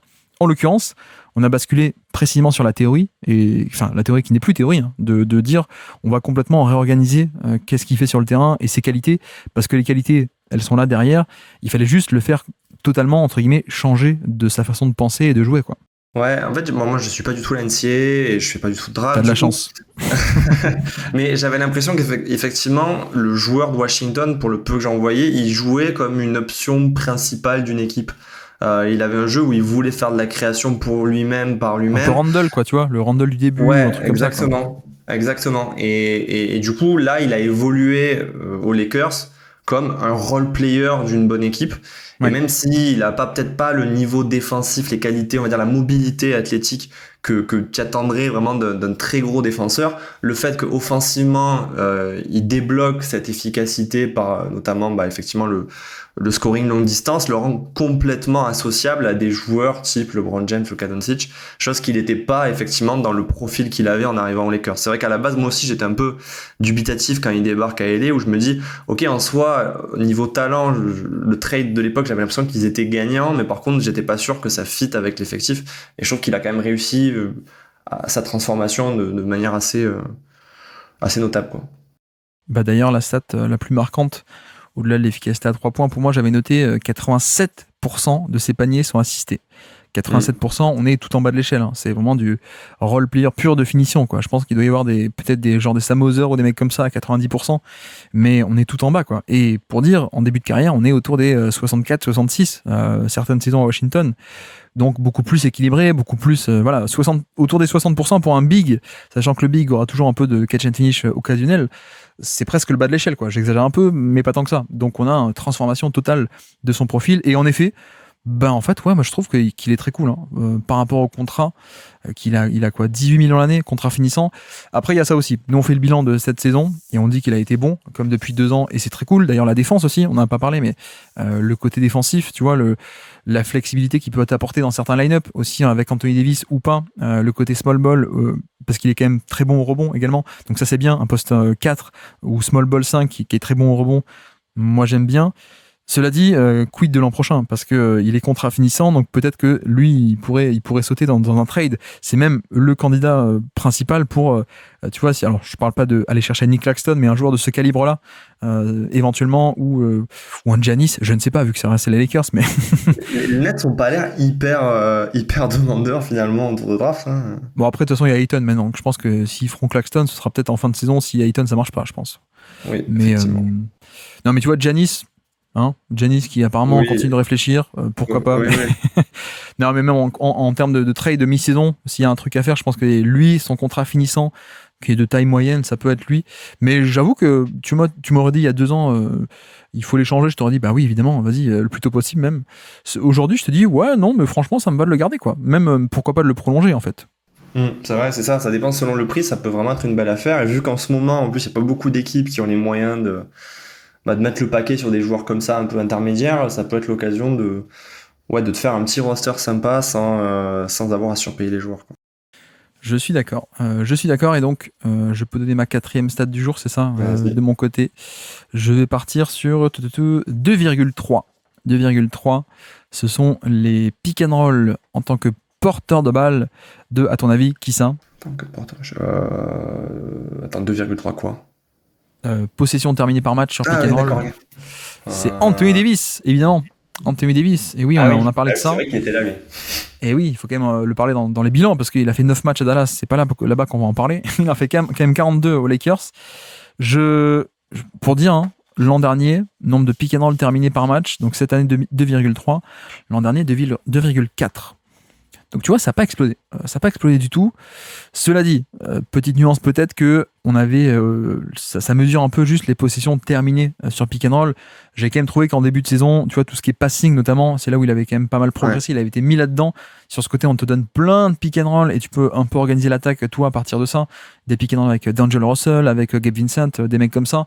Ça a un peu débloqué le passing. Donc voilà, ça c'est un peu des possessions qui ne rentrent pas là-dedans, où c'est juste les possessions terminées et que le scoring surtout. Mais au final, tu vois, en fait, la saison est très similaire par rapport à ce qu'il faisait l'an passé. Et je voulais aussi en parler parce que il y a eu beaucoup de com autour de ça, de par Redick lui-même.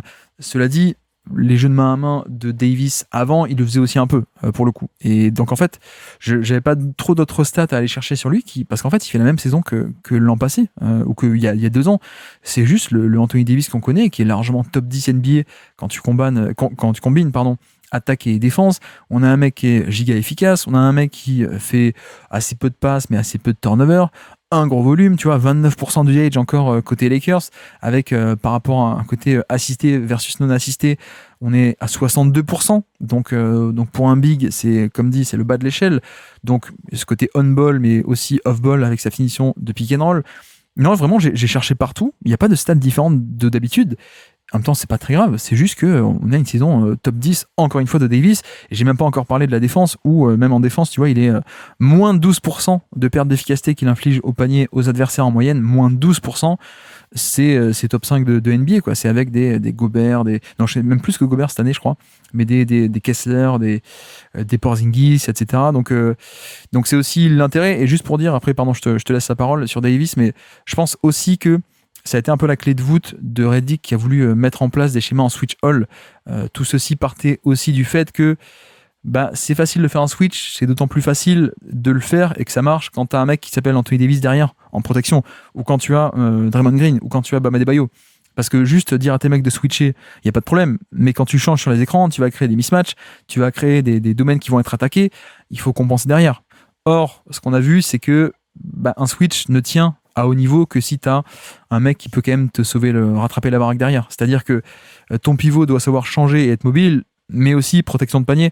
Et là-dedans, Davis reste quand même le meilleur. Donc je pense que c'est aussi pour ça qu'à la base, Redick a voulu instaurer ces schémas de switch. Il aime bien le switch. On l'avait découvert dans le podcast qu'il faisait avec LeBron à l'époque où il n'était pas encore promis au poste de Lakers. Wink wink. Mais non, ça partait de là. Et je parle aussi de ça pour Davis, qui a fait une saison fabuleuse. Et voilà. Mais aussi par rapport à l'an prochain, va-t-on retrouver autant de switch sans l'atout unique qu'est Davis? Ouais, alors je sais pas vraiment qu'ajouter, parce que je pense que tu as fait quand même un portrait très complet de la saison de Davis aux Lakers. Je pense que ce que j'ai aimé, justement, ce que je disais tout à l'heure sur le début de saison de Redick, c'est justement ce que j'aimais bien, le côté où tu mets Anthony Davis un peu au cœur de ta création offensive. Et je pense que c'est parce que je suis assez sensible, en fait, de fait, au big qui se crée, tu vois, sur du hand-off, etc. Ça m'a toujours plu. T'es fan de quelle équipe déjà? Ouais, je suis fan de Denver. Ça tombe bien. Et mais sinon, oui, je suis d'accord avec toi, c'est toujours un top 10, 15 NBA. Défensivement, il est toujours exceptionnel. Moi, j'avais toujours eu une crainte avec Anthony Davis, c'est de me dire, avec toutes ces petites blessures qu'il enchaîne, est-ce qu'à un moment donné, il va pas chuter trop prématurément? Et en fait, c'est toujours pas le cas. Quand il est là, il est toujours exceptionnel. Et oui, au final, en fait, c'est aussi peut-être ça la critique envers Redick, c'est de se dire, même si tu l'as plus mis au cœur des choses, ça a pas vraiment changé son impact global ni comment lui terminer. On l'a vu un peu plus prendre du jump shot en début de saison, et en plus ça rentrait. Mais à part ça, c'est vrai que sa saison est dans la lignée des précédentes et c'est toujours un joueur exceptionnel. Et même si c'est vrai que le trade avec Lucas peut créer un truc où tu te dis ils ont grave gagné au change, c'est impressionnant ce qu'ont fait les Lakers, mais mine de rien ça peut faire un peu oublier qu'Anthony Davis ça reste quand même encore dans l'élite de la NBA, quoi. C'est aussi pour ça que je voulais en parler, c'est pour souligner exactement ça. C'est-à-dire que de manière assez logique, les conversations sont allées sur Luka Doncic. C'est la folie, quoi. C'est un braquage. Oui. Mais c'est vrai qu'en retour, je veux dire, tu peux pas comparer. Évidemment, tu peux pas comparer parce qu'il y en a un qui a 32 ans, 33 ans, et l'autre qui est déjà top 3 NBA ou top 5 en étant gros et mauvais en défense. Mais malgré tout, il était quand même top 3, top 5 NBA. Et qui avait 25 ans, quoi. Donc, tu reconstruisais avec lui et c'était parfait. Mais en effet, c'était pas contre Davis, quoi. Parce que Davis est quand même un joueur assez exceptionnel. Et même par rapport à ça, ce côté blessure, tu vois, je regarde un peu en carrière, le nombre de fois où il n'a pas joué au moins 2000 minutes sur la saison, c'est assez rare. Hein. Alors, il y a son année rookie. Bon, bah, en même temps, c'est assez normal. Tu joues moins quand t'es rookie. Après, il joue toujours 2000 minutes au moins jusqu'en 2019. Mais 19, c'est la saison où il demande son trade, tu sais. Et il arrête de jouer à partir de mois de mars ou un truc comme ça. Et encore, il est à 1800, mais voilà. Ensuite, aux Lakers en 2020, il joue plus de 2000 minutes aussi. 2021, c'est la première fois où il joue à peine 1000 minutes. Il se blesse et il est pas trop là pour la fin de saison. Je crois que contre les Suns en playoff, etc. 2022 aussi, il enchaîne une deuxième saison, 1400 minutes à peine. Et là, il est aussi à 1400 cette année, mais parce qu'il y a trade et blessure après. Mais tu vois, même là-dessus, ok, il a plein de petits bobos, mais mine de rien, il est quand même relativement durable. Cela dit, il aura 32-33 ans maintenant. Donc, c'est aussi là-dessus que le pari était un peu risqué de la part des Mavs, de dire, oui, enfin, le joueur, tu vas le chercher, mais pour moi, tu vas le chercher à 24 ans, et je pense qu'on en parle très différemment. Le fait est que là, tu laissais tomber la légende du club, enfin, la future, le mec était destiné à être la légende du club, donc tu avais l'aspect émotionnel, mais même sur l'aspect sportif, voilà, il a quand même 33 ans, donc il y a un peu plus d'inquiétude, on va dire. Mais j'ai l'impression que la valeur de Davis a été un peu éclipsée aussi dans le trade de Doncic, mais en même temps, on peut aussi comprendre, quoi. Oui, clairement. Après, là, c'est plus pour dire que dans le sens de la photographie qu'on fait de cette saison en cours, effectivement, tout le discours autour de l'échange peut donner l'impression qu'il y a une énorme différence entre Doncic et Davis. Et en soi, je pense que la différence, elle vient du fait que être un créateur principal en NBA aujourd'hui, c'est la plus grosse valeur en termes de skills sur le marché. Mais par contre, sur la photographie de cette saison, Anthony Davis est encore un joueur majeur. Et même s'il finit pas avec les Lakers, il aurait été un joueur majeur jusqu'au bout de la saison pour eux s'il avait pu la disputer, quoi. Ne serait-ce que pour l'impact défensif et le fait que tu sois encore, même si tu es dépendant plus des autres pour scorer, être encore un énorme scoreur, quoi. Il y a pas de problème là-dessus. Cela dit, même moi qui suis sans doute un peu plus haut que la moyenne sur lui, je pense que tu n'aurais pas pu rêver mieux en termes de retour sur investissement. Clairement. Sur un trade. Pour Davis, c'est quand même la folie. Mais ouais, je regarde où est-ce qu'on l'a mis l'an dernier. Septième de notre top 100, tu vois. Donc, mais je sais que je suis aussi très très chaud sur l'aspect défensif, moi, par rapport à ça, par rapport à la valeur de protection de panier. Donc, pour moi, il est quand même, tu vois, par exemple, comparé à d'autres porteurs de balles qui sont peut-être plus forts en créateur, mais qui ont beaucoup moins d'impact défensif, pour moi, il est un peu au-dessus, quoi. Mais ouais, joueur fantastique. En fait, j'ai pas hâte de le voir à Dallas parce que j'aurais aimé avoir Doncic. Donc, il y a un peu ce côté-là. Mais en vrai, voilà, quel joueur exceptionnel. Il faut quand même le souligner et qui a fait aussi tu vois, on parle de ça comme normalement, quoi. Genre, ouais, les Lakers, ils ont Doncic, etc. Les Lakers ont quand même galéré pendant toute la moitié des années 2010, hein. Et les Lakers sont redevenus bons avec LeBron, évidemment. Mais au final, la période LeBron-Davis, c'est quand même 5-6 années de très très haut niveau, comparé à ce qui se faisait avant, et même comparé, je pense, à l'échelle de quelques décennies, autres décennies de la franchise. Ouais, les années 90. Bah, franchement, ouais. Je pense que, tu vois, même, on pourrait argumenter qu'il y a un peu une sous-performance relative en nombre de titres, mais qui est une sous-performance qui s'explique parce que, tu vois, 2020, il y a le titre, d'accord ? 2021, pour moi, ils font partie des favoris, ils se blessent, quoi. Ils sont blessés, et après, c'est un peu gâché parce qu'il y a Westbrook qui arrive, qui gâche l'année 2022. Pas Westbrook en soi, mais son salaire, etc. Et 2023, ils sont de nouveau très bons quand tu refais un trade. Donc voilà. Et 2024, l'an passé, qu'est-ce qu'ils font d'ailleurs ? Oui, ils se font sortir encore par Denver. En vrai, le bilan de ce cycle, t'as entre guillemets, que un titre. Mais je pense que l'équipe aurait été un peu meilleure avec ce duo que seulement le un titre ne le suggère, oui, à mon avis. Mais c'est que mon... Après, honnêtement, je pense pas que, hormis 2021, t'avais vraiment de grosses fenêtres après ça. Non, parce que ouais, c'est plus vieux après, hein, Westbrook, etc. Mais, ouais. Mais par contre, à minima, si tu n'avais pas fait ce trade, tu aurais réussi à avoir un niveau de peut-être conteneur de deuxième catégorie sur toute la période. Et ce que tu as un peu raté avec ce trade qui casse tout le roster. Ouais.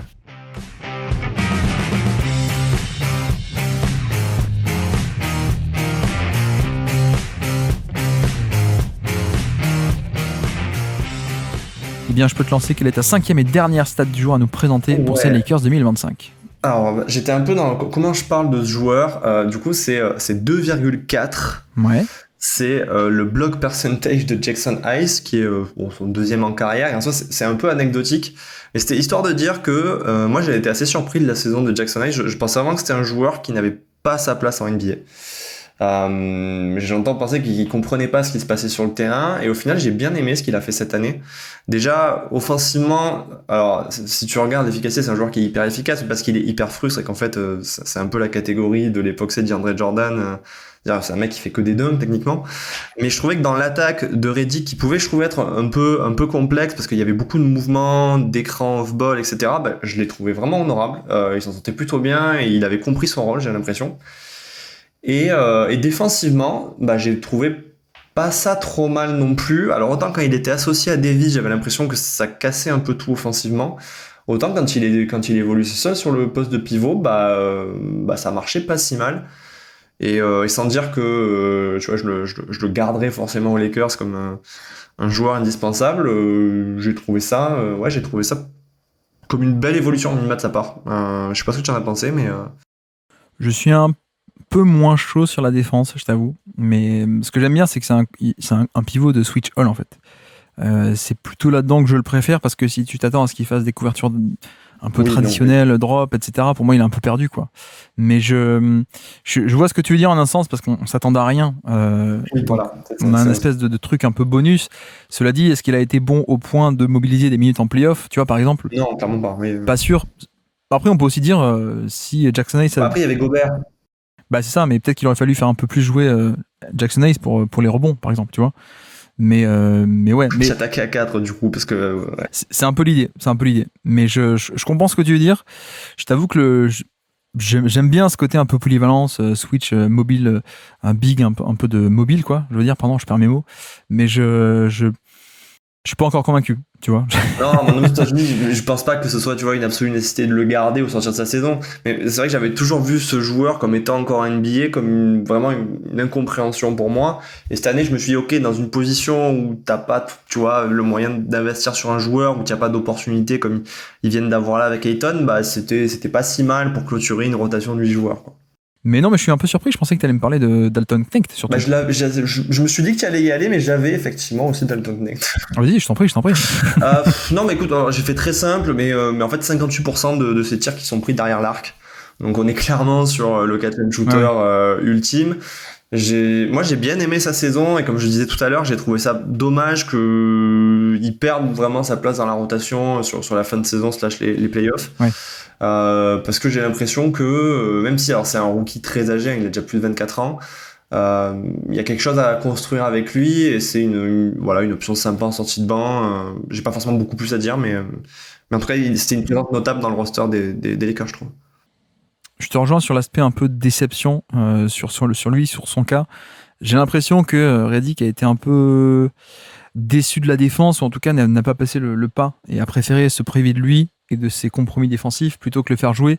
Mais c'est dommage parce que, tu vois, moi j'avais noté en termes de, par exemple, 11,2, c'est le nombre de 3 points qu'il prend par 100 possessions, et c'est un taux qui est top 30 NBA, quoi. On est vraiment sur un shooter d'élite dès qu'il est sur le terrain. Il shoot énormément, et il y a que des mecs dans le top 30 qui sont genre Sam Hauser, Sam Merrill ou des mecs comme ça, quoi, tu vois. Mais le problème, c'est qu'il joue que 20 minutes. Et donc, il n'y en a pas 11-12 par match. Il n'y en a que 4,5 par match, quoi. Et c'est dommage, mais je peux comprendre le côté défensif, mais il y a peut-être un juste milieu entre je mets 68 points contre le Jazz où je joue tout le carton ou je sais pas quoi là. Il met 14 tirs à 3 points, et ensuite l'aspect où il se fait engueuler par Redick et il joue plus du tout, etc. quoi. Parce que on parle un peu de, tu vois, le pick and roll de Doncic, tu as besoin d'espace. Le pick and roll de Reeves ou de LeBron, tu as besoin d'espace aussi. Bon, bah, qui peut mieux t'apporter cet espace que Knecht, pour le coup. Donc ça, c'est un peu l'aspect trivial de dire, bon, ouais, il est élite en spot-up, shoot de spot-up. Après, c'est le problème de la défense, mais j'ai trouvé peut-être Redick un peu injuste sur son cas, tu vois, parce que un peu comme Chalmers où il se faisait engueuler par LeBron, c'était un peu la tête de turc, quoi. J'ai l'impression que parfois, genre, Knecht faisait la mauvaise exécution du système offensif ou la mauvaise défense, il se faisait engueuler en public, quoi. Ouais, et tu vois, c'est aussi le genre de choses qu'on peut reprocher, je trouve, à Redick, c'est-à-dire qu'en fait, quand tu considères que n'importe quelle forme de compromis ne te convient pas, tu vois, parce qu'on parlait de Jackson Hayes avant, et là on parle d'Ant Max, c'est les deux opposés. À un moment donné, c'est pas vraiment une option de jouer à 5 joueurs sur quasiment toute une rencontre, quoi. Donc Dalton Knecht, à minima, non seulement il t'apporte le volume, mais en plus il y avait l'adresse qui allait avec. Ouais, j'ai du mal à comprendre de s'en passer à ce point. Et d'autant que tu es quand même dans une position où tu sais que ta saison, c'est un peu une saison de transition. Donc, autant tester des choses, et notamment ce type de joueur-là. Donc, ouais, je suis d'accord avec toi, c'était un peu décevant. Et je pense qu'en soi, ça reste une rotation qui devrait être intéressante l'année prochaine. Donc, bon. Bah, en plus, il y a un côté taille, moi, qui me rassure, quoi. La taille pour le shoot, mais la taille pour la défense, quoi. Tu te dis, on peut avoir à terme un mec à peu près correct, s'il utilise bien sa taille de manière fonctionnelle, quoi. C'est pas genre Bryn Forbes ou des petits mecs de poche comme ça, la Troy Daniels, ou ok, les mecs qui se font, ou Luke Kennard même, qui est en NBA, qui est le meilleur shooter de NBA à part Curry, mais qui est pas viable parce qu'il se fait cibler encore et encore, voilà.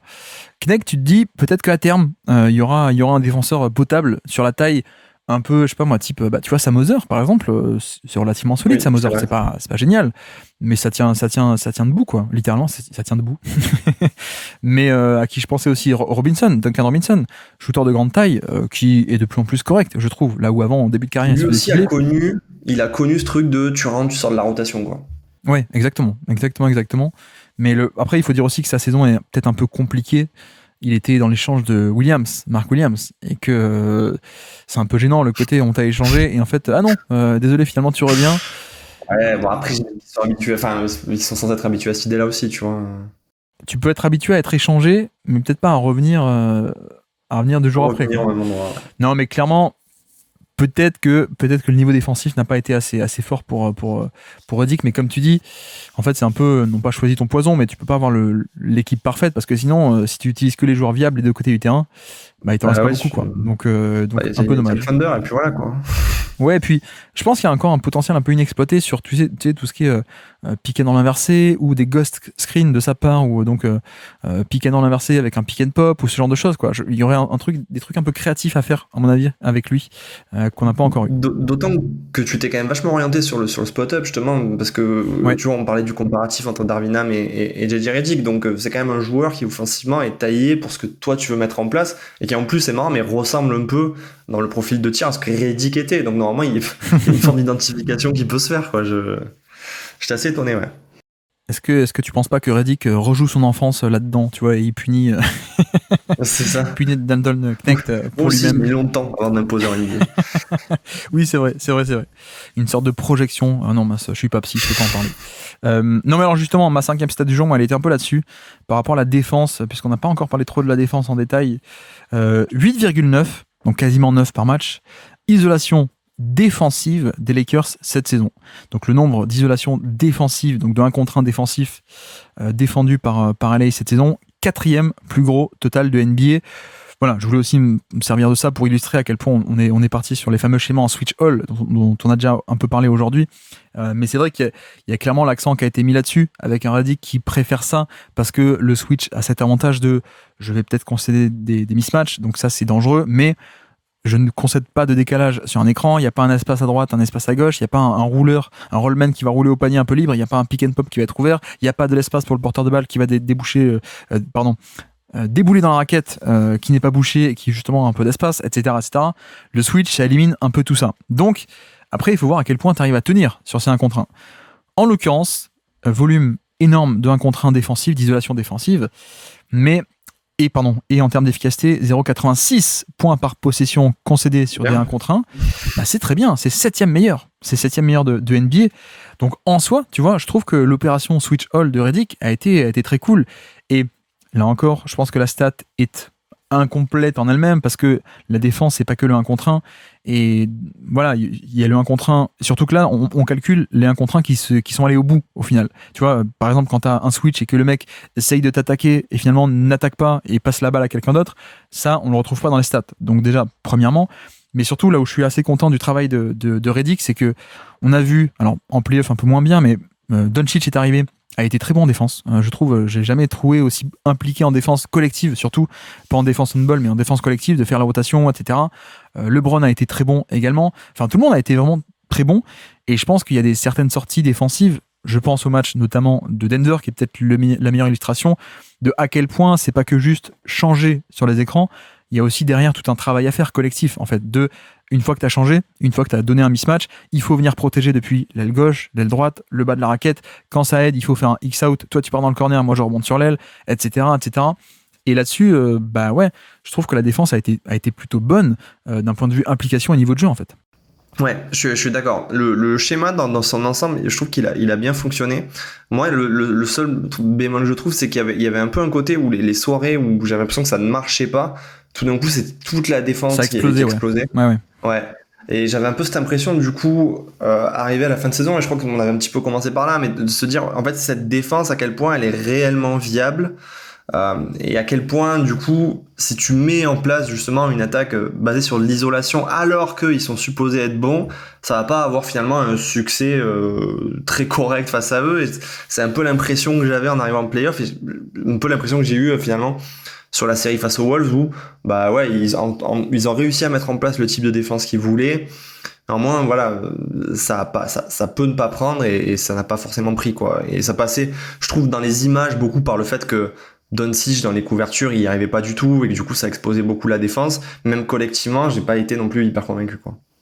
Bah, il y a aussi la question de est-ce que tu peux pratiquer du switch all ou en tout cas des schémas très agressifs avec LeBron de 41 ans, même si c'est peut-être le meilleur là-dedans sur le côté collectif, mais LeBron qui va avoir 41 ans, donc à quel point il reste du jus dans le moteur, Doncic et Austin Reeves aussi. On a quand même fait les louanges offensives de Reeves, mais qui peut aussi se faire cibler en défense, même largement.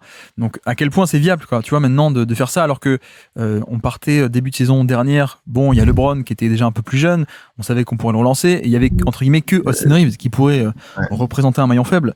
Là, c'est vrai que avec deux, peut-être même 2,5 on va dire, si LeBron parfois est fatigué ou de plus en plus vieux, je sais pas si c'est possible, d'autant plus que, on l'a dit aussi, t'as perdu l'assurance tout risque derrière, quoi. T'as perdu le côté bah mince, Reeves se fait attaquer, ouf, l'action est sauvée parce que Davis est en deuxième rideau et ça tu l'as plus, donc c'est la viabilité du switch me pose question pour la suite. Et puis voilà, tu t'en parlais aussi, je pense que l'an dernier Darvin Ham a été un peu plus conservateur et que peut-être que il y avait moins certains pics de niveau et certains côtés l'avantage du switch, de tout atténuer, tout absorber avec ce côté changer d'écran. Mais cela dit, en restant un peu plus en drop par moment, bah tu vois par exemple le fait que la fréquence au panier a augmenté défensivement. Ils étaient 5e l'an dernier, donc ils autorisaient très peu de tirs au panier. C'est monté à 14, mais ça aussi, c'est pas que le niveau des joueurs, c'est schématiquement, quoi. C'est structurellement, quand tu fais un switch, tu vas pas être bien en place au panier, donc forcément ta fréquence de tir au panier va augmenter. Les lancers francs aussi, t'es passé de 2e élite à 7e, à peine 7e. Bon, c'est quand même bon, mais tu concèdes plus de lancers francs. Et également, tu vas aussi glisser en termes de rebond défensif. Et ça, c'est normal, parce que quand tu as Davis qui switch dans le périmètre, ou LeBron qui switch dans le périmètre, bah, les mecs sont pas proches du panier pour prendre le rebond, pour faire des box-out, etc. Donc, il y a aussi ce truc où, bah, finalement, les indicateurs un peu attendus ont en effet baissé. Quand tu pratiques un schéma en switch all, la fréquence panier va augmenter, les lancers francs aussi, parce que t'es pas en position, les rebonds aussi. Donc, c'est un peu le bilan de cette saison. Et cela dit, l'efficacité en playoff, l'efficacité a bien tenu. Efficacité sur isolation, puisque je partais de ça à la base. 0,81 points par possession sur les 1 contre 1, sur que les 1 contre 1. Sauf que le jeu ne s'arrête pas là. Parfois, tu avais de la création qui était ailleurs, parfois le 1 contre 1, tu avais des shooters à côté, etc. Et puis, le rebond offensif. Ça, c'est clairement ça qui a un peu fait du mal à ce switch all où bah, c'est bien de changer sur les écrans, mais ça ne doit pas s'arrêter là. Il faut aussi que tu protèges le panier, il faut aussi que tu protèges le rebond, etc. Et puis, autre aspect défensif pour finir un peu là-dessus, la contre-attaque défensive a été très mauvaise cette année. Je sais pas ce qui s'est passé entre le Denver et les Lakers, là, les deux équipes qui ont lâché l'affaire. Mais les Lakers cette année, 26e en fréquence de contre-attaque défensive sur la globalité de la saison, pas que quand Doncic est arrivé, et 21e en efficacité. Donc là, on a aussi plutôt le côté, c'est un peu une équipe de vieux, quoi. Ouais, et puis une équipe, tu sais, qui a fait un cycle long, j'ai l'impression que c'est le genre de relâchement qu'il y a dans des équipes, ça fait 4-5 ans qu'ils jouent ensemble, et les efforts que tu concédais au début, tu les concèdes plus vraiment après. Je pense que c'est un peu ce qui s'est passé aussi côté Denver. Ouais, et peut-être juste pour revenir sur le fait que ça a tenu, tu vois, la défense en isolation sur les playoffs, peut-être aussi un petit détail, c'est que vu que l'échantillon est très faible, c'est que contre une seule équipe, et l'équipe en question, à part Anthony Edwards qui est vraiment bon dans le domaine, il y avait un peu personne d'autre en face. Ce qui quand même, je pense, aide un peu à on va dire, à maintenir le schéma, tu vois, contre peut-être des équipes comme les Clippers ou OKC, ça aurait peut-être été une autre affaire, quoi. Ouais, puis tu vois, j'ai des souvenirs on parle de chiffres là sur l'isolation, mais que les tirs qui sont tentés sur l'isolation. J'ai souvenir de, tiens, on va obtenir Reeves en premier rideau. Il y a deux mecs derrière qui viennent protéger la raquette, qui viennent dézoner. Bon, Edwards, qu'est-ce qu'il fait? Il fait la passe simple pour le mec dans le corner qui met le 3 points.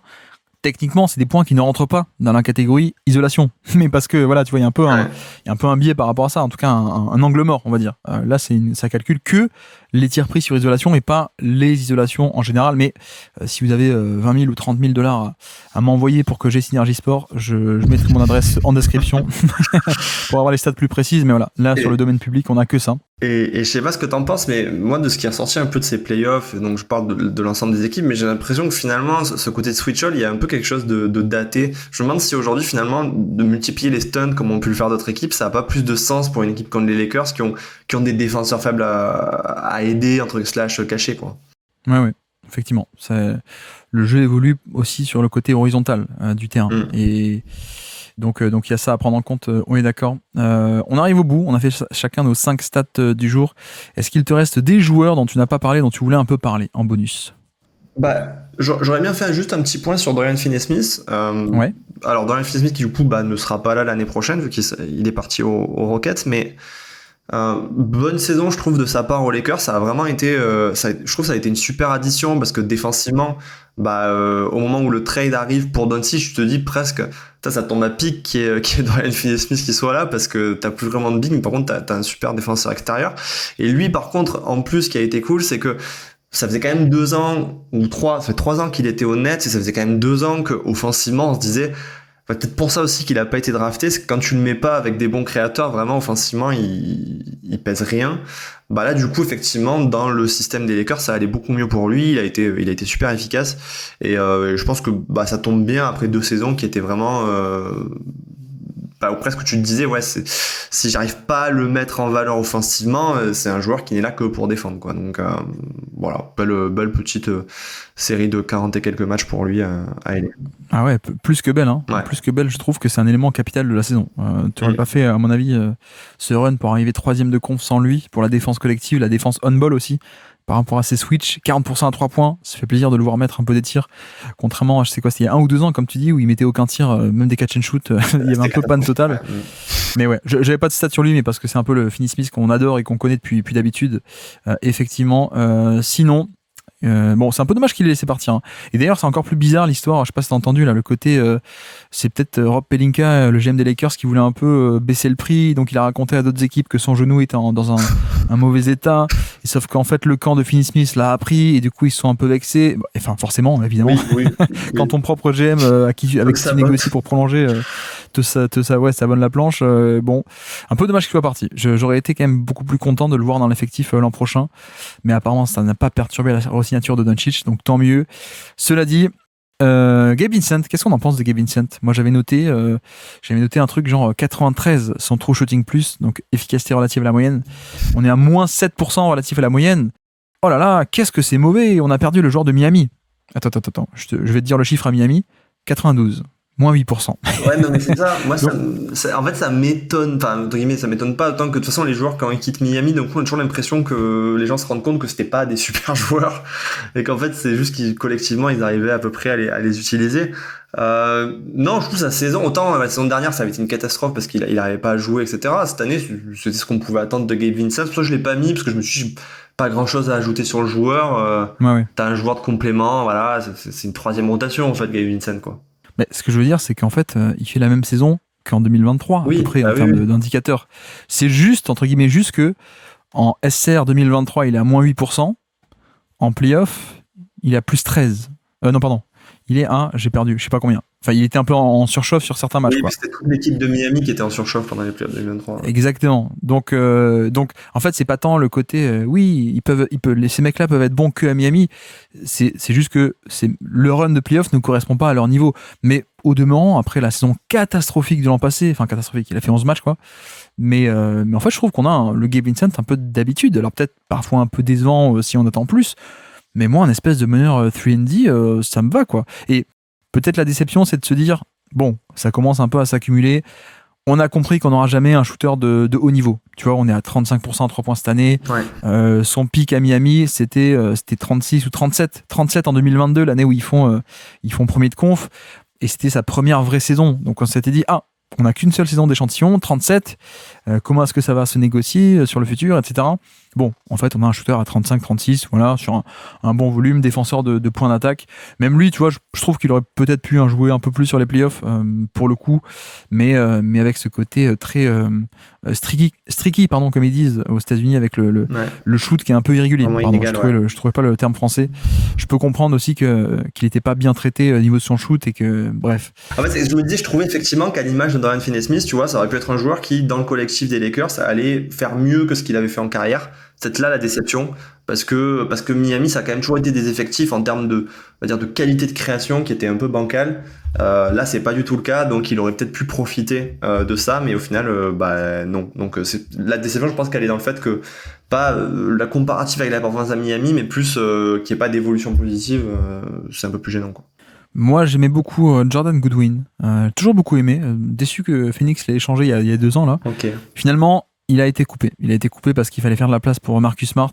Donc un peu dommage, mais franchement, en termes de défenseur, de points d'attaque, voire même un peu plus, j'aime beaucoup. Le problème, c'est l'attaque, quoi. C'est le manque d'attaque. Donc il y a ça. Et pareil pour Vanderbilt, que je sais qu'on aime bien tous les deux. C'est à peine 16 minutes par match. On est vraiment sur un joueur gadget actuellement, quoi. Contrairement à ce qu'il avait pu faire un peu par le passé, la fameuse année 2022, là, où il est titulaire avec les Wolves. Mais tu vois, c'est même titulaire à 25 minutes par match, quoi. C'était pas un gros titulaire non plus.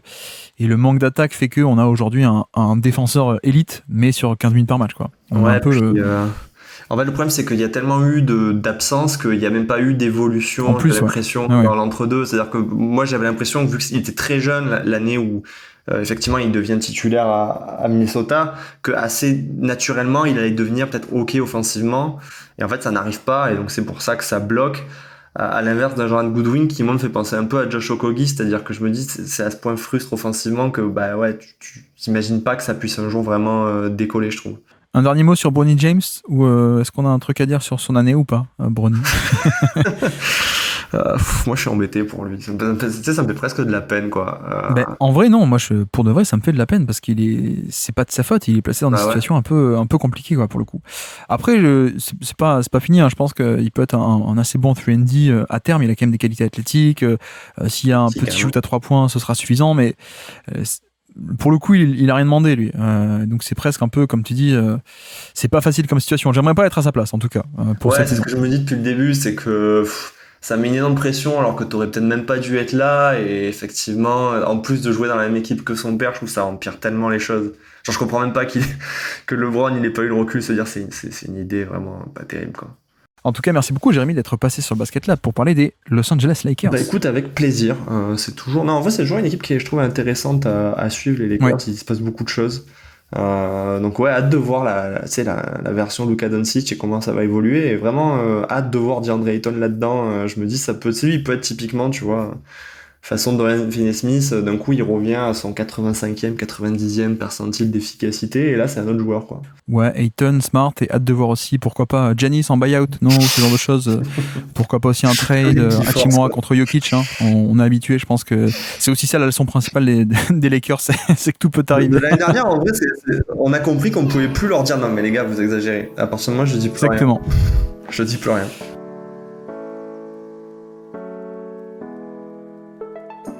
Merci à tous d'avoir suivi cet épisode, j'espère que ça vous aura plu, bien entendu. Et donc voici, pour les Lakers qui n'auront pas accompli autant que ce que moi j'aurais pu penser au vu de certains pics de performance de fin de saison, hein, notamment contre des grosses équipes, hein, comme on l'a dit dans le podcast, mais j'ai envie de dire, c'est pas le plus important. Je pense que le plus important reste et restera le fait que t'as réussi à avoir, t'as fait le coup le trade du siècle, hein, je vais commencer à l'appeler comme ça moi maintenant, pour le coup le trade du siècle, et en plus tu l'as prolongé derrière, donc tout est bien dans le meilleur des mondes. Dédicace à Panglos évidemment, enfin quoique à Leibniz, hein, tant qu'à faire. Bref, arrêtons-nous ce charalia. Donc voici pour les Lakers, c'est donc demain, prochain numéro. Nous restons sur la ville de Los Angeles avec cette fois-ci demain les Los Angeles Clippers. Demain, bilan des Clippers. Et donc, sur ce, je vous remercie une nouvelle fois de nous avoir écoutés jusqu'au bout. Un grand merci à Jérémy d'être passé sur le Basket Lab. Et moi, je vous dis à très bientôt. Ciao.